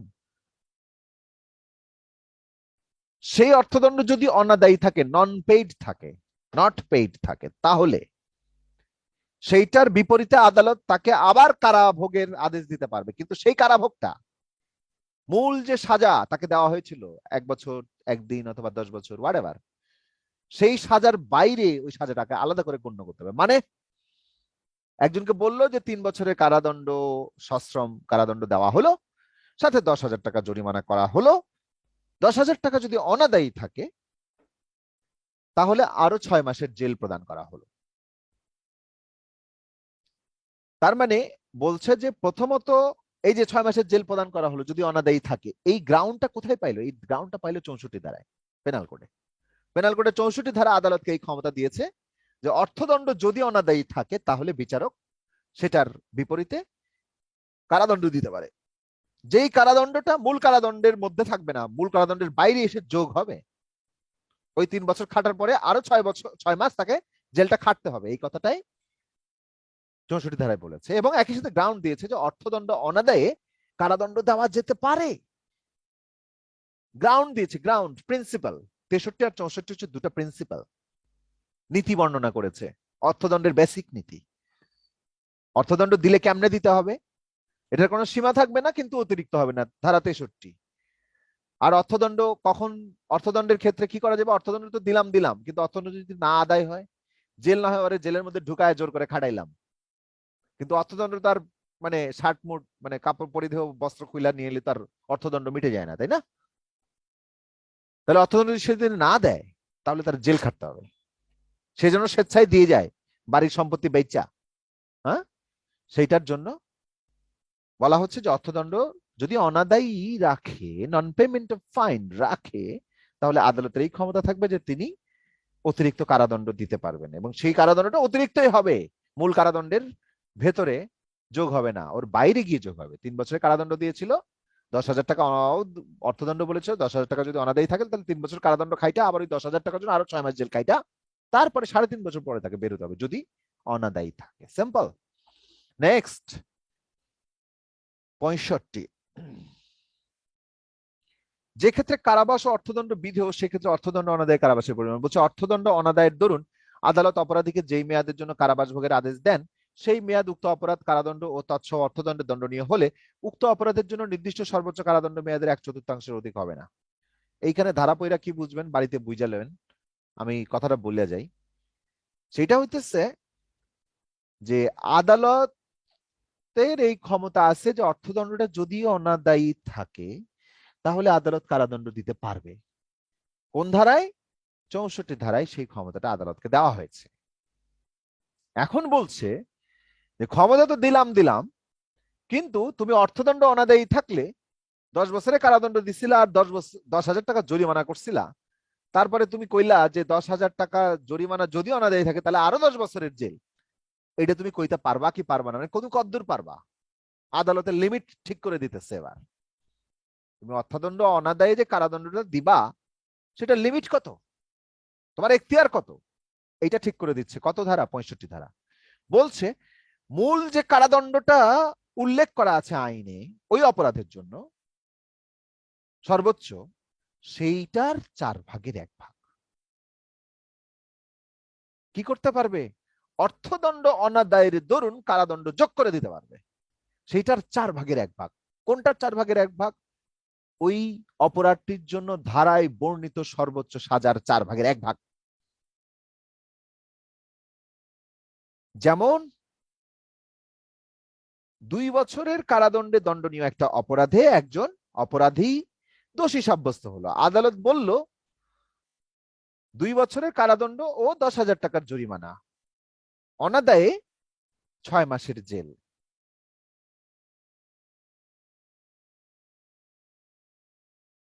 এখন 10,000 টাকা জরিমানার বিপরীতে আরো অনাদায়ে 6 মাসের জেলের কথা বলেছে বা কারাদণ্ডের কথা বলেছে। এই যে 6 মাস হিসাব করলো, 6 মাস সে আসলে 2 বছরের কারাদণ্ডে দণ্ডনীয় যেহেতু অপরাধ, সেই অপরাধের ধারায় বর্ণনা করা আছে ওটা সর্বোচ্চ 2 বছরের কারাদণ্ডেই দণ্ডনীয় একটা অপরাধ। তাহলে 2 বছরের 4/1 কত হয়? 6 মাসে। তাই 6 মাস হইলে কি হয়? এই 6 মাস ওই 4/1 থেকে 6 মাস আসলো, কিন্তু বিচারক কি সবসময় 6 মাসই দেবেন? এটা হচ্ছে বিচারকের সর্বোচ্চ এখতিয়ার সম্পর্কে বলেছে যে মূল বর্ণিত সাজার 4/1 অর্থদণ্ড অনাদায়ের দরুন কারাদণ্ড দিতে পারেন। এটা যদি 10 বছরের সাজা উল্লেখের কোনো অপরাধ হয় তাহলে সেটা 4/1 কত হয়? 2.5 বছর। কোথাও দেখছেন যে অর্থদণ্ড অনাদায়ে 2.5 বছরের সাজা দিচ্ছে? দেয় নাই। তখন কি করে? বলে যে 10 বছরের কারাদণ্ড সাথে 10,000 টাকা জরিমানা, আর এই 10,000 টাকা যদি জরিমানা আদায় না হয় তাহলে 6 মাসের অতিরিক্ত কারাদণ্ড। 10 বছর কারাদণ্ড খেটে বিচারক তাকে সর্বোচ্চ কত বছরের দিতে পারতেন? আরো 2.5 বছর যোগ করে দিতে পারতেন অর্থদণ্ড অনাদায়ের দরুন, কিন্তু বিচারক তাকে তা দেয় নাই, দিছে হচ্ছে 6 মাস বা 3 মাসও দিতে পারেন, 1 মাসও দিতে পারেন, 1 দিনও দিতে পারেন, এটা তার চয়েস। কিন্তু তার সর্বোচ্চ লিমিট কত? ধারা বা অপরাধটির ধারায় বর্ণিত মূল সাজার 4/1। এখন প্রশ্ন এরকম জটিল হইতে পারে এইভাবে যে 10 বছরের কারাদণ্ডে দণ্ডনীয় একটা অপরাধের ক্ষেত্রে 8 বছরের সাজাপ্রাপ্ত আসামিকে 10,000 টাকা জরিমানা প্রদান করা হয়েছিল, সেই জরিমানাটা অনাদায়ী থাকার দরুন আদালত সর্বোচ্চ কত কারাভোগের নির্দেশ দিতে পারে? এখন 10 বছর থেকে আপনি 4/1 করবেন নাকি 8 বছর থেকে 4/1 করবেন? আপনি করবেন 10 বছর থেকে 4/1। অর্থাৎ আসামি কত কারাদণ্ড পেল সেটা ম্যাটার না, ওই অপরাধের জন্য শাস্তি বর্ণিত মূলধারায় আইনে কত বলা আছে সেটা 4/1 এই 4/1 কি বিচারক দিতে বাধ্য বা দেবেন না, এটা হচ্ছে বিচারকের সর্বোচ্চ এখতিয়ার। ওকে, আর মনে হয় কথা বলা উচিত না এই বিষয়ে। ধারাটা আরেকবার পড়ে আমরা তার পরের ধারায় যাব। বলছে যে ক্ষেত্রে কারাবাস ও অর্থদণ্ড বিধিও, মানে যেখানে কারাদণ্ড এবং অর্থদণ্ড দুটো কথাই উল্লেখ করা আছে, সেক্ষেত্রে অর্থদণ্ড অনাদায়ে কারাবাসের পরিমাণটা কত হবে। বলছে অর্থদণ্ড অনাদায়ের দরুন, অর্থদণ্ড যদি অনাদায়ী হয়, আদালত অপরাধীকে যেই মেয়াদের জন্য কারাবাস ভোগের আদেশ দেন সেই মেয়াদ উক্ত অপরাধ কারাদণ্ড ও তৎসহ অর্থদণ্ডের দণ্ডনীয় হলে উক্ত অপরাধের জন্য নির্দিষ্ট সর্বোচ্চ কারাদণ্ড মেয়াদের 1/4 অধিক হবে না। অর্থাৎ উক্ত অপরাধের জন্য নির্দিষ্ট সর্বোচ্চ কারাদণ্ডের মেয়াদে 1/4 হবে না। এই যে 1/4 অধিক হবে না, বলেন তো ধর্ষণের সাজা 376 ধারায় কত আছে? বলছে যাবজ্জীবন কারাদণ্ড অথবা 10 বছর কারাদণ্ড। এইবার বলেন কোনটা দেখা হিসাব করবেন? 4/1 যাবজ্জীবন না 10 বছর? যাবজ্জীবন দেখা হিসাব করবেন। কেন? বলেছে নির্দিষ্ট অপরাধের সর্বোচ্চ সাজার মেয়াদ 10 বছর বেশি না যাবজ্জীবন বেশি? যাবজ্জীবন বেশি। ওটার বিকল্প, কিন্তু ওটা বেশি, যেটা বেশি সেটা ধরতে হবে। যাবজ্জীবনকে কেমনে ভাগ করবেন? ওটা ওই যে 57 ধারায় কয়া দিছে। কি কইছিল? 30 বছর ধরে গণনা করতে হবে। তাহলে 30 বছরে 4/1 কত? 7.5 বছর। তাহলে যাবজ্জীবন কারাদণ্ডে দণ্ডিত একজন আসামির জন্য আদালত চাইলে অর্থদণ্ড অনাদায়ী থাকলে আরো 7.5 বছরের জেল দিয়ে দিতে পারে ওই ব্যাডারে। কথা ক্লিয়ার নাকি বেজাল? 66 অর্থদণ্ড অনাদায়ী কারাদণ্ডের বর্ণনা, description of imprisonment for non payment of fine. বলছে আদালত অর্থদণ্ড অনাদায়ের জন্য যেই কারাদণ্ড প্রদান করেন তা উক্ত অপরাধের জন্য অপরাধকারীর যে বর্ণনার দণ্ড বিধান করা যেত তার যে কোনো বর্ণনাই হতে পারবে। The imprisonment which the court imposes in default of payment of a fine may be of any description to which the offender might have been sentenced for the offense. Any description. Description মানে কি বুঝাইলাম? কারাদণ্ডের বর্ণনা। ডেসক্রিপশনের বাংলা এখানে বর্ণনাই, কিন্তু আইনের অর্থটা হচ্ছে বর্ণনা বলতে গরুর 4টি পা, 2টি চোখ, 1টি লেজ রয়েছে তা নয়। ইহা হচ্ছে কারাদণ্ডের বর্ণনা। কারাদণ্ডের বর্ণনা বলতে উহা সশ্রম হতে পারে, বিনাশ্রম হতে পারে। সশ্রম মানে রিগোরাস ইংরেজিতে, আর বিনাশ্রম হচ্ছে simple. Rigorous imprisonment or simple imprisonment. অর্থাৎ একটা ইমপ্রিজনমেন্টের, একটা মেয়াদি কারাদণ্ডের বা কারাদণ্ডের, কারাভোগের আদেশ 2টা প্রকারে হইতে পারে, একটা সশ্রম আর একটা বিনাশ্রম। উহাকে বর্ণনা বলে। ধারায় বলেছে ইন এনি ডেসক্রিপশন, যে বর্ণনায় উল্লেখ করা আছে ধারায়। মানে কাহিনীটা বুঝছেন? বলেছে যে ব্যভিচারের সাজা 5 বছরের সশ্রম বা বিনাশ্রম কারাদণ্ড, এরকম বলেছে। তো বিচারক ওনাকে সাজা দিয়েছেন সশ্রম বা বিনাশ্রম, ওনার পছন্দ হয়েছে সশ্রমটা, উনি সশ্রম দিয়েছেন। কারণ ওনাকে 10,000 টাকা জরিমানাও করা হয়েছিল, উনি জরিমানাটা দেন নাই। তাহলে 5 বছরের 4/1, তার মানে কত? 1 বছর 3 মাসের সাজা দিতে পারবেন বিচারক চাইলে, অর্থদণ্ড অনাদায়ের দরুন। তো তাকে 1 বছর 3 মাসের আরো কারাদণ্ড যোগ না করে বললো যে 2 মাসের, যদি অনাদায়ী থাকে তাহলে আরো 2 মাসের জেল হবে। ওই 2 মাস সে সশ্রম খাটবে না বিনাশ্রম খাটবে? এটাই হচ্ছে 66 ধারার বিষয়। বর্ণনাটা কেমন হবে? এগেইন ধারাটা দেখব। বলছে যে আদালত অর্থদণ্ড অনাদায়ের জন্য যেই কারাদণ্ডটা প্রদান করলো তা উক্ত অপরাধের জন্য অপরাধকারীর যে বর্ণনার দণ্ড বিধান করা যেত, মানে যে কোনো বর্ণনার যদি দণ্ড বিধান করা যায়, এনি ডেসক্রিপশনের, সশ্রম হোক বিনাশ্রম হোক, তার যে কোনো বর্ণনায় আদালত দিতে পারবে। ওটাও যদি যে কোনো থাকে, সশ্রম বা বিনাশ্রম লেখা থাকে, এইটাও সশ্রম বা বিনাশ্রম, it's up to him, it's up to that জাজ। ওই জাজ ঠিক করবে। এই জাজের ঠিক করার কথা কোথায় বলা ছিল? 60 ধারায় বলা ছিল যে একজন বিচারক কারাদণ্ডের বর্ণনা যখন যে কোনো বর্ণনার আছে, রিগোরাস অর সিম্পল এইভাবে লেখা আছে, তখন বিচারকের যেটা মনে লাগে, যেমন খুশি লাগে তেমন দিতে পারেন। এটা বিচারকের চয়েস। তো অর্থদণ্ড অনাদায়ের দরুন যে কারাদণ্ডটা হবে সেটাও যেমন খুশি তেমন দিতে পারেন। বাড়তি নতুন কোনো কথা না, পুরনো কথাটাই একটু এক্সটেন্ড করে লিখেছে, পলিসিটাই এক, মানে একই পলিসি। তাহলে সরি 65 66 গেল, নেক্সট 67। ভালো করে খেয়াল করেন, চক্ষু বড় বড় করিয়া, শুধু অর্থদণ্ডে। কি শুধু অর্থদণ্ডে? আরো বড় করব, শুধু অর্থদণ্ডে, আরো বড় করলাম, শুধু অর্থদণ্ডে। অনেক বড় করা যায় দেখা যাচ্ছে। কি শুধু অর্থদণ্ড মনে থাকবে? এতক্ষণ কি পড়ছি জানেন? এতক্ষণ আমরা এমন এক ধরনের সাজার কথা পড়ছি যেখানে বলা হচ্ছে 3 বছরের জেল ও অর্থদণ্ড, অথবা 5 বছরের জেল ও অর্থদণ্ড, 10 বছরের জেল ও অর্থদণ্ড, যাবজ্জীবন কারাদণ্ড ও অর্থদণ্ড। অর্থাৎ আগে একটা কারাদণ্ড আছে, সেটার সাথে অর্থদণ্ড যোগ করা হইতেছে। ওইটাই ছিল 65 আর 66। এইবার 67তে আইসা কয় শুধু অর্থদণ্ড, মানে এমন কোন অপরাধ যে অপরাধের অন্য কোনো কারাদণ্ড নাই, শুধুই অর্থদণ্ড আছে, 500 টাকা জরিমানা করে ছাইড়া দিবে, কারাদণ্ড নাই। সেই রকম শুধু অর্থদণ্ডই সাজা, একমাত্র সাজা, এইরকম যখন উল্লেখ করা থাকে তখন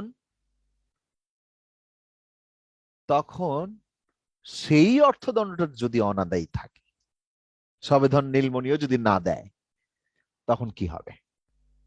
এইটা বলছে 67 ধারায়। কি শুধু অর্থদণ্ড, এইটা ভুলবেন না, শুধু অর্থদণ্ড। আমরা এটাকে এখন ছোট করি। ওমা, ছোট করা যায় না, কি সর্বনাশ। হ্যাঁ হয়েছে। হ্যাঁ, তো চক্ষু বড় বড় করিয়া আমরা শুধু দেখলাম কি বলে এখানে। বলে যে শুধু অর্থদণ্ডে দণ্ডনীয় অপরাধের ক্ষেত্রে অর্থদণ্ড অনাদায় কারাদণ্ড, বলছে অপরাধটি শুধুই অর্থদণ্ডে দণ্ডনীয় হলে আদালত অর্থদণ্ড অনাদায়ের জন্য যেই কারাদণ্ড আরোপ করবেন সেটা হবে কি? বিনাশ্রম। প্রথম শর্ত বিনাশ্রম, একদম বইলা দিচ্ছে, এটা বিচারকের চয়েসের উপরে নাই। বিনাশ্রম শুধুই অর্থদণ্ডে দণ্ডনীয় হলে, সেই অর্থদণ্ডটা অনাদায়ের দরুন যেই কারাদণ্ডটা প্রদান করা হবে তা বিনাশ্রম হবে অবশ্যই। এবং অর্থদণ্ড আদালত যে মেয়াদের জন্য অপরাধীকে কারাদণ্ড ভোগের নির্দেশ প্রদান করেন তার নিম্নোক্ত হার অতিক্রম করবে না। নিম্নোক্ত হার মানে এখানে 2-4 কথা বলা আছে, যে কথার সারমর্ম হইতেছে এইটা, 1 থেকে 50 টাকা পর্যন্ত জরিমানা অনাদায়ে সর্বোচ্চ 2 মাসের বিনাশ্রমের জেল কারাদণ্ড হইতে পারে, 51 থেকে 100 টাকা জরিমানা অনাদায়ে সর্বোচ্চ 4 মাসের বিনাশ্রম জেল কারাদণ্ড হইতে পারে, 100 টাকার বেশি হলে বা অন্য যে কোনো মামলায় 6 মাসের কারাদণ্ড হইতে পারে। তাহলে 2 মাস, 4 মাস আর কি 6 মাস, 50 পর্যন্ত, 100 পর্যন্ত আর 100 টাকার বেশি। তাহলে কোনো একটা অপরাধের সাজা যদি শুধুই অর্থদণ্ড লেখা থাকে যে এটার সাজা হচ্ছে 500 টাকা ফাইন, সেই 500 টাকা ফাইন ঘোষণার পরে তিনি যদি তা দিতে ব্যর্থ হন, তাহলে সেইটার বিপরীতে আদালত তাকে বলতে পারবে সর্বোচ্চ 6 মাসের জেল, কারণ এটা 100 টাকার উপরে। ওইটা যদি 50 টাকা দণ্ডের দণ্ডনীয় হতো তাহলে সর্বোচ্চ 2 মাসের জেল দিতে পারতো, তখন কিন্তু চাইলে সে 3 মাসের জেল দিতে পারে না, 6 মাসের জেল দিতে পারে না, কারণ টাকাটা 50 টাকা পর্যন্ত। কে তাহলে 1 থেকে 50, 51 থেকে 100 এবং 100 টাকার বেশি। দয়া করে এই প্রশ্ন করবেন না 50.1 থেকে শুরু করে 51 আগ পর্যন্ত কি হবে, বুঝেন নাই? 50-এর সামান্য, মানে যতই দশমিকে বাড়ুক সেটা অবশ্যই এর মধ্যে ঢুকবে। এখন আপনাদের বোঝার সুবিধাতে তখন 50.0000 সংখ্যা তো আনলিমিটেড না, কোত্থেকে শুরু করবেন? কয়টা দশমিকের পরে আপনাকে এখন বুঝাবো? যদি আবার নতুন করে গণিত শিখতে হয় তাহলে তো বিপদ না। 50 টাকা পর্যন্ত 2 মাসের, 50 টাকার উপরে 100 টাকা পর্যন্ত 4 মাসের, 100 টাকার বেশি হলে উহা 6 মাসের। সর্বোচ্চ মেয়াদ আদালত কি দিবে সেটা আদালতের ব্যাপার। ওকে, 67 ধারা কি? শুধু অর্থদণ্ড, শুধু অর্থদণ্ড, শুধু শুধু শুধু শুধু শুধু অর্থদণ্ডে দণ্ডনীয় অপরাধ। সেই ক্ষেত্রে তাহা বিনাশ্রম, এবং তার একটা তালিকা আছে 1 থেকে 50, 50-এর উপর থেকে 100, এবং 100-এর উপর 2, 4, 6, কাহিনী শেষ। 68 অর্থদণ্ড অনাদায় করলে কারাদণ্ডের সমাপ্তি হবে। অর্থদণ্ড অনাদায়ে যেই কারাদণ্ড আরোপ করা হয়, মানে 67 ধারা ধারাবাহিকতা এই ধারা বলছে, তা ওই অর্থদণ্ড পরিশোধ করা কিংবা আইনের প্রক্রিয়াধীনে আদায় করার সঙ্গে সঙ্গে সমাপ্ত হয়ে যাবে। 68 পরে 69, 68 দ্বারা পড়ার কিছু নেই, বোঝার কিছু নেই। বলছে অর্থদণ্ড, 69 বলছে অর্থদণ্ডের আনুপাতিক অংশ আদায় করা হলে কারাদণ্ডের পরিসমাপ্তি হবে। এইটার মূল কথাটা আমি বুঝাই কই। ওই যে 500 টাকা জরিমানা ছিল, একটু আগে বললাম শুধুই অর্থদণ্ডে দণ্ডনীয়, তাহলে 500 টাকা জরিমানা দিতে কইছে, ও দেয় নাই, দিতে ব্যর্থ হয়েছে, তাইলে করণীয় কি? তাহলে বিচারক তাকে কত জেল দিতে পারে? 100 টাকার উপরে যেহেতু জরিমানা, 100 টাকার উপরে যেহেতু জরিমানা, তাহলে কি হবে? 6 মাসের পর্যন্ত সর্বোচ্চ জেল দিতে পারে 67 ধারা বর্ণনা মোতাবেক। তো বিচারক ওনাকে 5 মাসের জেল দিলেন, ধরা যাক, অর্থদণ্ড অনাদায়ী যেহেতু থেকে গেছে না। তো 1 মাস ধরে জেলে আছে। যে লোক জেলে আছে তার বউ কইতেছিল যে ওই বেটা জেলেই থাক, সারাদিন মদ গাঁজা ভাং খায় শুয়ে থাকে, কামাই রোজগার করে না, জেলেই থাক, ওর উচিত শিক্ষা হই। ওই জন্য 500 টাকা জরিমানা ও দিতে যায়নি, শুনছে 500 টাকা জরিমানা হয়ে আছে, গেছে দেখা করতে, কইছে বউরে, বউ তুমি 500 টাকা দিয়ে আমার ওই জরিমানাটা দাও, তাহলে আমি বের হয়ে যাবো কালকেই। বউ আর দেয় না। হ্যাঁ, এই অবস্থায় কি হইলো, ও তো জেলের মধ্যে আছে। তো 1 মাস পরে বউয়ের খুব মা মহব্বত হয়েছে যে না, এটা বেশি হয়ে যেতেছে, তো 500 টাকা নিয়ে হাজির হয়েছে আদালতে, যে টাকা জমা দিতে আসছে, এই কারণে আমার বর জেল খাটতেছে। তখন কিন্তু আদালত 500 টাকা নিবে না। 5 মাসের মধ্যে 1 মাস জেল খাইটা ফেলছে, মানে ওই 500 টাকার মধ্যে 100 টাকার জেল খাইটা ফেলছে, তখন আদালত 400 টাকা নেবে। অর্থাৎ আনুপাতিক অংশ আদায় সাপেক্ষে কারাদণ্ডের সমাপ্তি ঘটতে পারে। যদি তার 4 মাস জেল খাটা হয়ে যায়, তাহলে 5 মাসের জন্য 500 টাকা ছিল, তাহলে 5 দিয়ে ভাগ করেন, তাহলে 400 টাকার জেলেও খাইটা ফেলছে, তাহলে সরকারকে আর দিতে হবে কত জরিমানা? আদালতের কথা মতো 100 টাকা। 100 টাকা দিলে ওই দিনই সে বেরিয়ে যাবে, তার মানে তার জরিমানা প্রদত্ত হয়েছে, আর বাকিটা তো জেল খাইটাই লিখছে। কথা ক্লিয়ার আশা করছি। 69, এটা নিয়ে লম্বা লম্বা কথাবার্তা উদাহরণ আছে, দেখে নেবেন। ধারা 70 বলে 6 বছরের মধ্যে অথবা কারাবাসকালে আদায়যোগ্য অর্থদণ্ড মৃত্যুর ফলে সম্পত্তি থেকে দায়মুক্ত হবে না। কথাটা এখানে 3 ধরনের কথা আছে। বলছে অর্থদণ্ড বা তার যে কোনো অংশ যা অপরিশোধিত থেকে যাবে, তা দণ্ডের আদেশ প্রদানের পরবর্তী 6 বছরের মধ্যে যে কোনো সময় এবং দণ্ড অনুসারে অপরাধী 6 বছরের অধিক কালের জন্য কারাদণ্ডে দণ্ডনীয় হলে উক্ত মেয়াদ উত্তীর্ণ হওয়ার পূর্বে যে কোনো সময় আদায় করা যাবে। এবং অপরাধীর যদি মৃত্যু হয়ে যায়, তাহলে যেই সম্পত্তি তার ঋণ সমূহের জন্য আইনত দায়গ্রস্ত হতো তা দায়িত্বমুক্ত হবে না।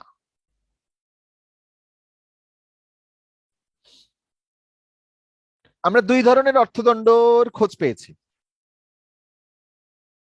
একটা অর্থদণ্ডের খোঁজ পেয়েছি কোথায়? 65 ধারায় কারাদণ্ড আছে, সাথে অর্থদণ্ড যোগ করা আছে।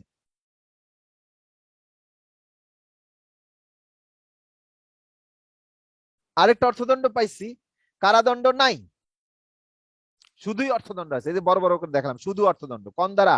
67। তাহলে 2টা অর্থদণ্ডের প্রকার পাইছি আমরা। এই 2টা প্রকারের মধ্যে প্রথম যে প্রকার, কারাদণ্ড প্লাস অর্থদণ্ড, ওই কারাদণ্ডের সাথে যোগ হয়ে যাওয়া যে অর্থদণ্ডটা আছে, সেই অর্থদণ্ডের জন্য কইলো বিচারক কইলো যে তোমার 2 বছরের জেল সাথে 6 মাসের আরো জেল হবে যদি তুমি অর্থদণ্ডটা না দাও, তাহলে অর্থদণ্ডটা দিল না, না দিয়ে কি করলো, সে জেল খাটলো। কিন্তু কথা হলো ওই জেল খাটার জন্য কিন্তু তার টাকা মওকুফ হয় না, এইটা মাথায় রাখবেন। অর্থদণ্ডের দুটো প্রকার পেলাম, জেল খাটার দরুন তার অর্থদণ্ডটা মওকুফ হয় না। কখন? যখন কারাদণ্ড প্লাস অর্থদণ্ড দুটো একসাথে বলা আছে, শুধুই অর্থদণ্ডের মানে 67 ধারার প্রসঙ্গে না, বা 67, 68, 69 প্রসঙ্গ নয়। কোন প্রসঙ্গ?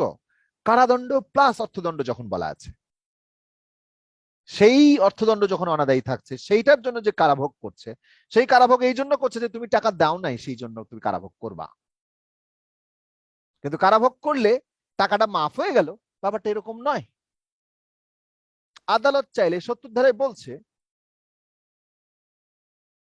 প্রথমত একটা পদ্ধতিতে উইদিন 6 ইয়ার্স এর মধ্যে আদালতকে তা আদায় করিতে হইবে বা পারবে।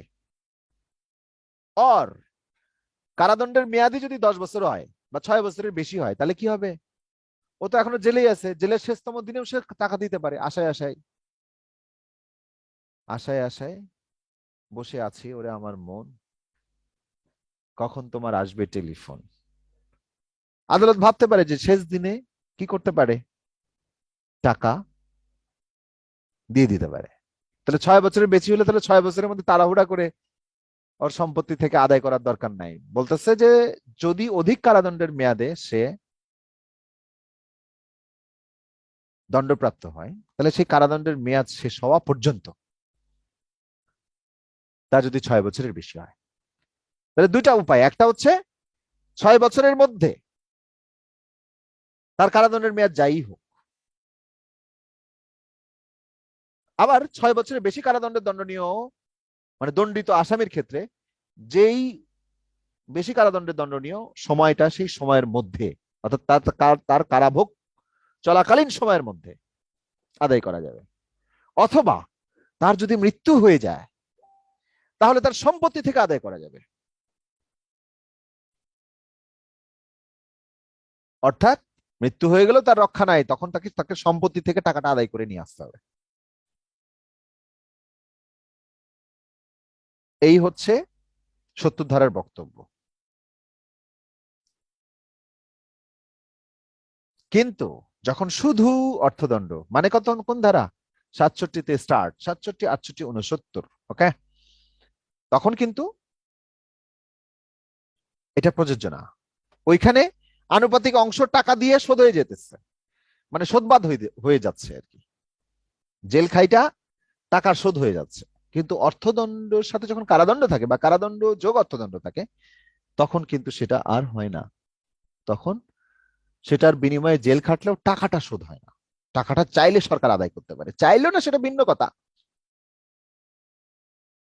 সরকার নাও চাইতে পারে যে আমি আদায় করবো না, দরকার নাই, পারে নাই, ওরে জেল খাটাইছি, তাতে আমার জান শান্তি এটা হইতে পারে।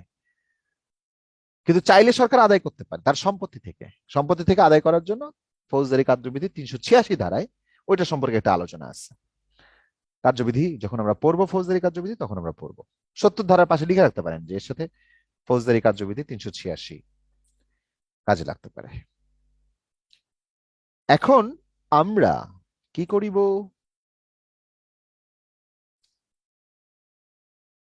যা পড়লাম তার এইটুকুর একটা সাম আপ দেখি আমরা। হ্যাঁ,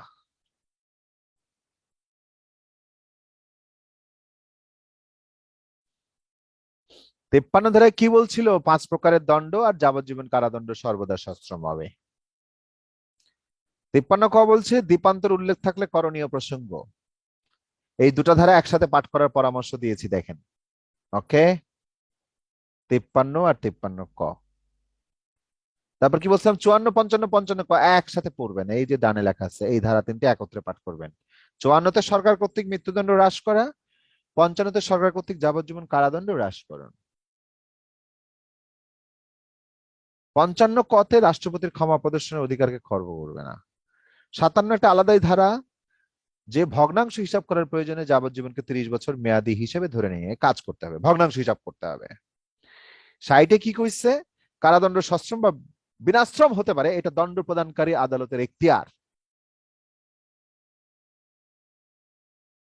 এখানে কথাটাকে আরেকটু মানে পলিশ করা যায় যে যখন ইন অ্যানি ডেসক্রিপশন বলে মূল আইনে উল্লেখ থাকবে তখন। এরপরে শাস্তির নীতি সম্পর্কে ধারাগুলোর বিষয়বস্তু 63 থেকে 70 যদি দেখেন, অর্থদণ্ডের পরিমাণ সম্পর্কে এর কোনো সীমা নাই, তবে অত্যধিক হবে না, ইহা 63 একটা বেসিক প্রিন্সিপাল বলেছে। 64 বছর অর্থদণ্ড অনাদায় কারাদণ্ডের আদেশ দেবার ক্ষমতা প্রদান করা হয়েছে আদালতকে। এবং 63 আর 64 ধারা আমি একসাথে পড়ার জন্য বা জোড়া ধারা আকারে পড়ার জন্য সাজেস্ট করেছি। দুটোই প্রিন্সিপাল বর্ণনা করেছে, আবার শেষে 70 ধারাও প্রিন্সিপাল বর্ণনা করেছে, বাট এই দুটো ধারা আগে স্টার্ট করেন। তারপরে 65-66 এই দুটো ধারা আবার একত্রে পড়তে হবে, কারণ এইখানে কারাদণ্ড প্লাস অর্থদণ্ড এইরকম মোমেন্টে কি করিতে হইবে সেইটা সম্পর্কে বলেছে ওই যে 1/4 1/4 বেশি হবে না সর্বোচ্চ কারাদণ্ডের, আর যে বর্ণনায় আছে এখানে সশ্রম বা বিনাশ্রমের প্রসঙ্গ বলে সেই অনুযায়ী হবে। অর্থাৎ অর্থদণ্ড অনাদায়ী যে কারাদণ্ড হবে সেই কারাদণ্ডের ডেসক্রিপশন কেমন হবে, বর্ণনা কেমন হবে, is it rigorous or simple, either rigorous or simple, সেটা ওইখানে মূল যে সাজাটা দেওয়া হচ্ছে সেটা রিগোরাস অর সিম্পল যেভাবে উল্লেখ থাকবে সেইভাবে বিচারক যে কোনোটাই দিতে পারে। 67, 68, 69 তিনটা আবার পরপর একসাথে পড়িতে হইবে। 67-তে ওই যে শুধুই অর্থদণ্ড, শুধু শুধু শুধু শুধু শুধু অর্থদণ্ড, কারাদণ্ড নাই।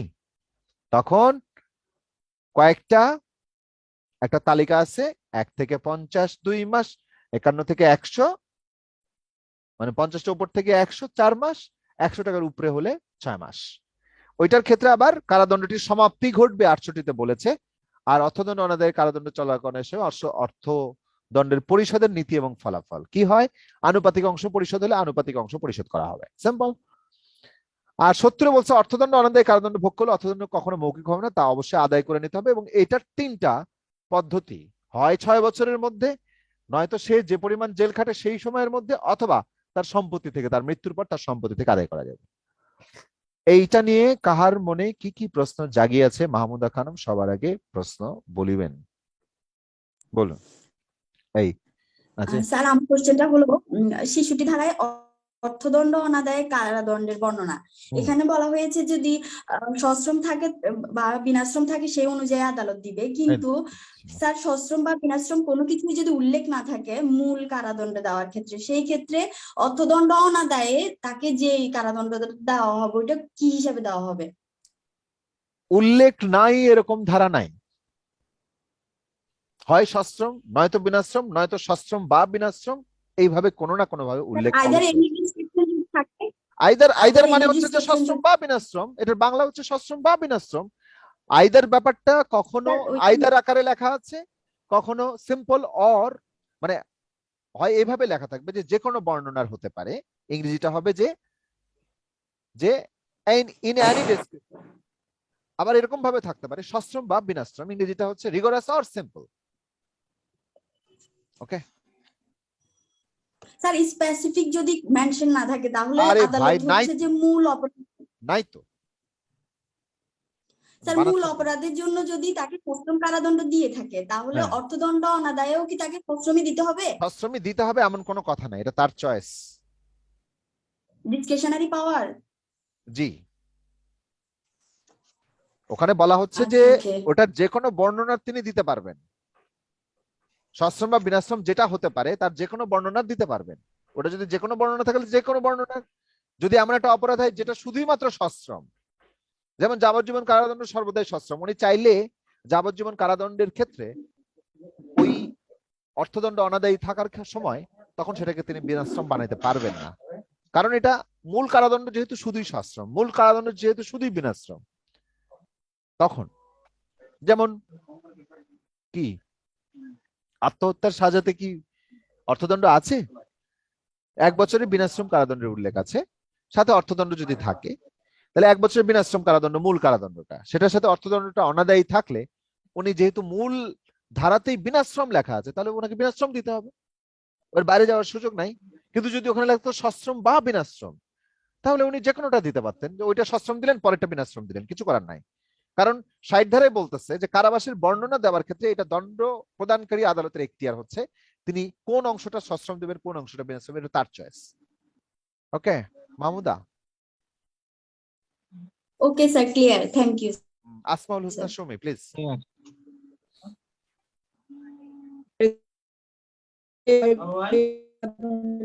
হবে না, টাকাটা তো অবশ্যই দিতে হবে। সেক্ষেত্রে স্যার যেটা 6 বছরের কথা বলছিলেন আপনি একটু আগে বলছেন, মনে করেন সাজা হলো 10 বছর, হ্যাঁ, কিন্তু ওই যে 6 বছর মধ্য দিয়ে তাহলে স্যার যদি সাজা যদি 6 বছরের বেশি হয় তাহলে যত বেশি ততদিন বেশি মেয়াদটা পাবে টাকা পরিশোধ করার ক্ষেত্রে। জি 6 বছরের বেশি পাবে। যদি 10 বছর তাহলে আমি 10 বছর পর্যন্ত সময় পাবো। পাবে, অসুবিধা নাই। Thank you sir. Mir Tanvir বলেন। স্যার আমার প্রশ্নটা হচ্ছে স্যার আদালতের যে স্বেচ্ছাধীন স্যার ইচ্ছাধীন ক্ষমতা স্যার, এটা দুইটার মধ্যে তফাৎ কি স্যার? একই জিনিস। জি স্যার। গাজী মোহাম্মদ শাহনিয়াজ। স্যার আসসালামু আলাইকুম স্যার। স্যার, আমার প্রশ্ন হচ্ছে অর্থের মামলার ক্ষেত্রে যে এগুলা হয়, কারাদণ্ড দেওয়া হয়, এগুলো এক্ষেত্রে কি কারাদণ্ডের মাধ্যমে কি অর্থ মওকুফ হবে স্যার? অর্থদণ্ড দিলে এগুলা অর্থের মামলা মানে কি, মানে চেকের মামলায়? হ্যাঁ না, চেকের মামলা বা অর্থঋণ আদালতে যে মামলাগুলো করা হয় আর কি, এগুলো স্যার। না একটি মামলা যেটা কি স্যার? হ্যাঁ হ্যাঁ। এইটা জেল খেটে বেরোলে ওই অর্থদণ্ডটা মানে মওকুফ হয়, মওকুফ হয়ে যায়। এরকম আসামি দেখছি আমি। হ্যাঁ, একজন 2 লাখ টাকা পাইতো, যাই হোক মানে জেল হয়েছে, জেল হয়ে বাইরে ঘুরে বেড়াইতেছে, এখন চিন্তা নাই। স্যার তো অনেকে স্যার এরকম এটার সুযোগ নেবে স্যার অনেকে। হ্যাঁ এটা সুযোগ তো নেবেই, কিন্তু এটা সম্পত্তি থেকে কি কিভাবে আদায় করা যায় এটা ডিটেল আমার জানা নাই, দেখবেন একটু। আচ্ছা ঠিক আছে, থ্যাংক ইউ স্যার। জি আকাশ ভাই বলেন। আসসালামু আলাইকুম স্যার। বলুন স্যার এই যে পানিশমেন্ট মানে সেকশন 53 এখানে আছে যে সম্পত্তি বাজেয়াপ্ত। হ্যাঁ, এই সম্পত্তি বাজেয়াপ্তর ধারা পেনাল কোডে স্যার কয়টা আছে? এইটা তো আমার গোনা নাই, আমার তো খুব রেয়ার মনে পড়ছে যে সম্পত্তি বাজেয়াপ্ত লেখা আছে। হ্যাঁ জি জি জি একজন লিখেছেন 3টা আছে নাকি? হ্যাঁ জি জি। আচ্ছা, হ্যাঁ রিপন কিছু ভাই, কিছু। হ্যাঁ রিপন ভাইয়া, রিপন ভাই কিছু বলবেন দেখি সম্পত্তি বাজেয়াপ্ত সম্পর্কে আপনার জ্ঞান নেই আমরা একটু। হ্যাঁ হ্যাঁ হ্যাঁ হ্যাঁ প্লিজ রিপন ভাই বলুন। রিপন ভাই বলেন না একটু, আমরা শুনি, আমরা জেনে নিই এখনই চট করে। কিংবা দীপু আপা কি বলতে পারবেন? এনি আইডিয়া দীপু আপা? আপনার একটু ভালো পারার কথা, সম্পত্তি বাজেয়াপ্ত কোন কোন জায়গায় আছে বলেন না। স্যার আমি ভালো করে গুছিয়ে বলতে পারবো না স্যার, সরি। আচ্ছা ধন্যবাদ। আচ্ছা ইউনুস ভাই রিপন আর বললেন না, মৌমিতা পাল আপনার প্রশ্ন করেন। স্যার আমি বলতে চাচ্ছিলাম স্যার সেকশন মানে 65-তে বলছে যে ইমপ্রিজনমেন্ট এন্ড ফাইন যেখানে বলা আছে, কিন্তু স্যার অনেক জায়গায় বলা আছে যে ইমপ্রিজনমেন্ট অর ফাইন, তারপরে ওইখানে অর স্যার- ফাইন দিয়ে আবার আরেকটা অর দিয়ে অর বোথ, এটা লেখা আছে। জি স্যার। এখন আচ্ছা শুধু যেখানে যদি বোথ স্যার- লেখা আছে সেটা তো হ্যাঁ, বোথ স্যার। মানে তো বোথ হয়েই গেল, মানে ওটা মানে ও অর্থদণ্ডের সমানই হইলো না। আর যেখানে বোথ স্যার লেখা আমি নাই, আমি স্যার জানতে চাচ্ছিলাম স্যার এখানে যদি মানে ইমপ্রিজনমেন্ট না দিয়ে স্যার অর্থ দেওয়া আছে, যদি শুধু ফাইন দেয় তখন ওই ফাইনটা কি মানে ইমপ্রিজন যে 67 এর মধ্যে পড়বে নাকি স্যার 65 এর মধ্যে পড়বে। ও আচ্ছা স্যার। 65 এর আরেকটা মধ্যে। হ্যাঁ স্যার আরেকটা জানতে চাচ্ছিলাম স্যার 70-তে যে বলছে যে স্যার যে 6 বছরের বেশি হলে স্যার মানে ওটা টাকাটা আর কি মাফ হচ্ছে না, ইমপ্রিজনমেন্ট হলেও স্যার টাকাটা মাফ হচ্ছে না, কিন্তু হ্যাঁ। স্যার যদি মনে করেন টাকা তার দেওয়ার সামর্থ্যই না থাকে হ্যাঁ। তখন স্যার কি করবে? আচ্ছা এইটা নিয়ে ব্যাপারটা হচ্ছে কি যে ফৌজদারি কার্যবিধিতে 386 ধারার কথাটা এইরকম যে আদালত ওইটার আদালতের একটা ডিসক্রিশনারি পাওয়ার, ওইখানে মে শব্দটা দিয়ে বলা হচ্ছে যে এইটা আদালত স্বেচ্ছাধীনভাবে মানে স্বেচ্ছাধীনভাবে মানে কি আদালত পারে, আদালত একটা কাজ করতে পারে সেইটা সম্পর্কে বলেছে যে সে এই টাকাটা আদায়ের জন্য জেলার যিনি কালেক্টর মানে ডিসি সাহেব তাকে একটা দিতে পারে, একটা নির্দেশ দিতে পারে, বা তাকে একটা পরোয়ানা নির্দেশ মানে পরোয়ানা জারি করার নির্দেশ দিতে পারে। হ্যাঁ এরকম ভাবে ওখানে শব্দটা বা ওইখানকার ঘটনাটা যেরকম সেটা হচ্ছে যে এটা ফাইনালি আদালতের ইচ্ছার উপরে নির্ভর করে যে আদালত কি করবে। ওকে স্যার আদালত চাইলে মাফ করে দিতে পারবে। হ্যাঁ হ্যাঁ আদালত চাইলে ওই বিষয়ে নাক গলাইতে নাও পারে। স্যার আমার একটা প্রশ্ন ছিল স্যার। শিহাব ভাই বলেন। আমার প্রশ্ন হলো স্যার, মৃত্যুদণ্ডের সাথে স্যার অর্থদণ্ড, হ্যাঁ, মৃত্যুদণ্ড ছিল স্যার, অর্থদণ্ড আবার কেমনে কি হবে স্যার? আমি আমার মাথায় ঢোকে না স্যার। মৃত্যুদণ্ড দিচ্ছে, তুমি এখন একটা বড় অপরাধ করছো, এখন তোমার একটু ইয়াও দিতে হবে, টাকা পয়সাও দিতে হবে সরকারের রাজস্ব কোষাগারে, তুমি সরকারের অনেক ক্ষতি করছো। জি স্যার, তাতে অসুবিধা কি? তাহলে মৃত্যুদণ্ড হলেও তো অর্থদণ্ড- অসুবিধা নাই, তার সম্পত্তি থেকে সেটা আদায় করা হবে। ও আচ্ছা স্যার, জি স্যার। ও হ্যাঁ, জি স্যার, থ্যাংক ইউ স্যার। জি ওয়েলকাম। মেহরাজ বেগম সেলিনা স্যার আসসালামু আলাইকুম। বলুন। স্যার এখানে আমি একটা জিনিস বুঝি স্যার, ইনহেরেন্ট পাওয়ার আর ডিসক্রিশনারি পাওয়ারের মধ্যে পার্থক্য কি স্যার? ওইখানে একটা হচ্ছে, এই দুটোর মধ্যে সামান্য একটু পার্থক্য আছে। ইনহেরেন্ট পাওয়ারের পরিধি আসলে অনেক বেশি। হ্যাঁ, এইটার পার্থক্য আমাদের আপাতত এমসিকিউ পরীক্ষার জন্য লাগছে না। ইনহেরেন্ট পাওয়ার হচ্ছে অত্যন্ত সহজাত ক্ষমতা, মানে আদালত মাত্রই আদালতের কিছু ক্ষমতা দাঁড়ায়। আর স্বেচ্ছাধীন ক্ষমতাটা এটা জেনারেলি আইনে উল্লেখ থাকে যে আইনে কোন কোন ক্ষেত্রে তিনি সেটা প্রয়োগ করতে পারবেন। কে কথা বলে এরকম? আচ্ছা আচ্ছা স্যার। হ্যাঁ, ধন্যবাদ। আবুল হোসেন সুজন বলেন। আবুল হোসেন সুজন, মাইক্রোফোন অন করবেন ব্রাদার, মাইক্রোফোন অন করে কথা বলতে হয়। মাইক্রোফোন অন করতে পাচ্ছেন না ততক্ষণ মৌমিতা। স্যার জি সুজন, সুজন বলেন। হ্যাঁ স্যার, সেকশন 70 অনুযায়ী স্যার জরিমানা যে আদায় হবে, এক লোকের 2 বছর কারাদণ্ড ও 500 টাকা জরিমানা হইলো, কিন্তু জরিমানা আদায়ের মেয়াদ তো 6 বছর। এখন সে তো মানে 2 বছর সাজা খাটার পর সে বাইরে বেরোয় আসলো, ওই টাকাটা কি হবে স্যার? সে তার না, কাছ থেকে তখনই আদায় হবে? করার জন্য মানে প্রয়োজনীয় পরোয়ানা জারি করার চেষ্টা হবে 2 বছরের মধ্যেই। ওটা হচ্ছে 6 বছর একটা সর্বোচ্চ মেয়াদ দিয়েছে। 2 বছর জেল খাটার পরেও, জেল তো খাটলো, ওই স্যার। খাটার পরে কি করতে পারে জানেন? যে জেল থেকে বের হয়ে গেল, জি, স্যার। অসুবিধা নাই। মানে ধরা যাক যে অর্থদণ্ড অনাদায়ে সে আরো 2 মাসে, 2 বছর 2 মাস জেল খাটলো, সে বের হয়ে গেল, তার জেল জি, স্যার। খাটা শেষ। এরপরে পরবর্তী আরো যে মানে 3 বছর 10 মাস রয়ে গেছে, এই 3 বছর 10 মাসের জি। মধ্যে কোর্ট চাইলে তাকে পরোয়ানা দিয়ে তার সম্পত্তি থেকে সেই জরিমানাটা আদায় করতে পারে। এটাই হচ্ছে মূল কথা। হয় 6 বছরের মধ্যে, জি, স্যার। হয়তো বেশি কারাদণ্ড দণ্ডনীয় হলো সেই কারাদণ্ডের সময়ের মধ্যে, নয়তো যদি মারাও যায় তাও তার সম্পত্তি থেকে আদায় করা যাবে। এই হচ্ছে ধরনটা। ওকে জি স্যার, ক্লিয়ার। আওলাদ ভাই বলেন। জি, আওলাদ আসসালামু ভাই। আলাইকুম স্যার। জি স্যার আমি ধারা 63-তে অর্থদণ্ডের পরিমাণ শিরোনামে এখানে লেখা আছে যে সকল দণ্ডে অর্থদণ্ডের কোনো সীমা থাকবে না বা তা অধিক পরিমাণ হবে না। সেই ক্ষেত্রে অর্থদণ্ড কি আদালত কি তার মামলার মেরিট অনুযায়ী দিবে, নাকি যে আসামি তার মামলার মেরিট অনুযায়ী দিতে পারে। আদালত সব ধরনের বিবেচনাই করবে, যে মামলা কতটা গুরুতর অপরাধ করেছে, কতটা জরিমানা হওয়া উচিত, আবার তার অবস্থা কেমন সেটাও দেখবে। হ্যাঁ, অবস্থা একটা পর্নোগ্রাফির মামলায় রিক্সা চালককে 10,000 টাকা জরিমানা করতে পারে, কিন্তু একটা পর্নোগ্রাফির মামলায় মানে দেশের কোনো যদি শিল্পপতি বা তার সন্তানেরা যদি জড়িত থাকে তাহলে তাকে 10 লক্ষ টাকাও জরিমানা করতে পারে।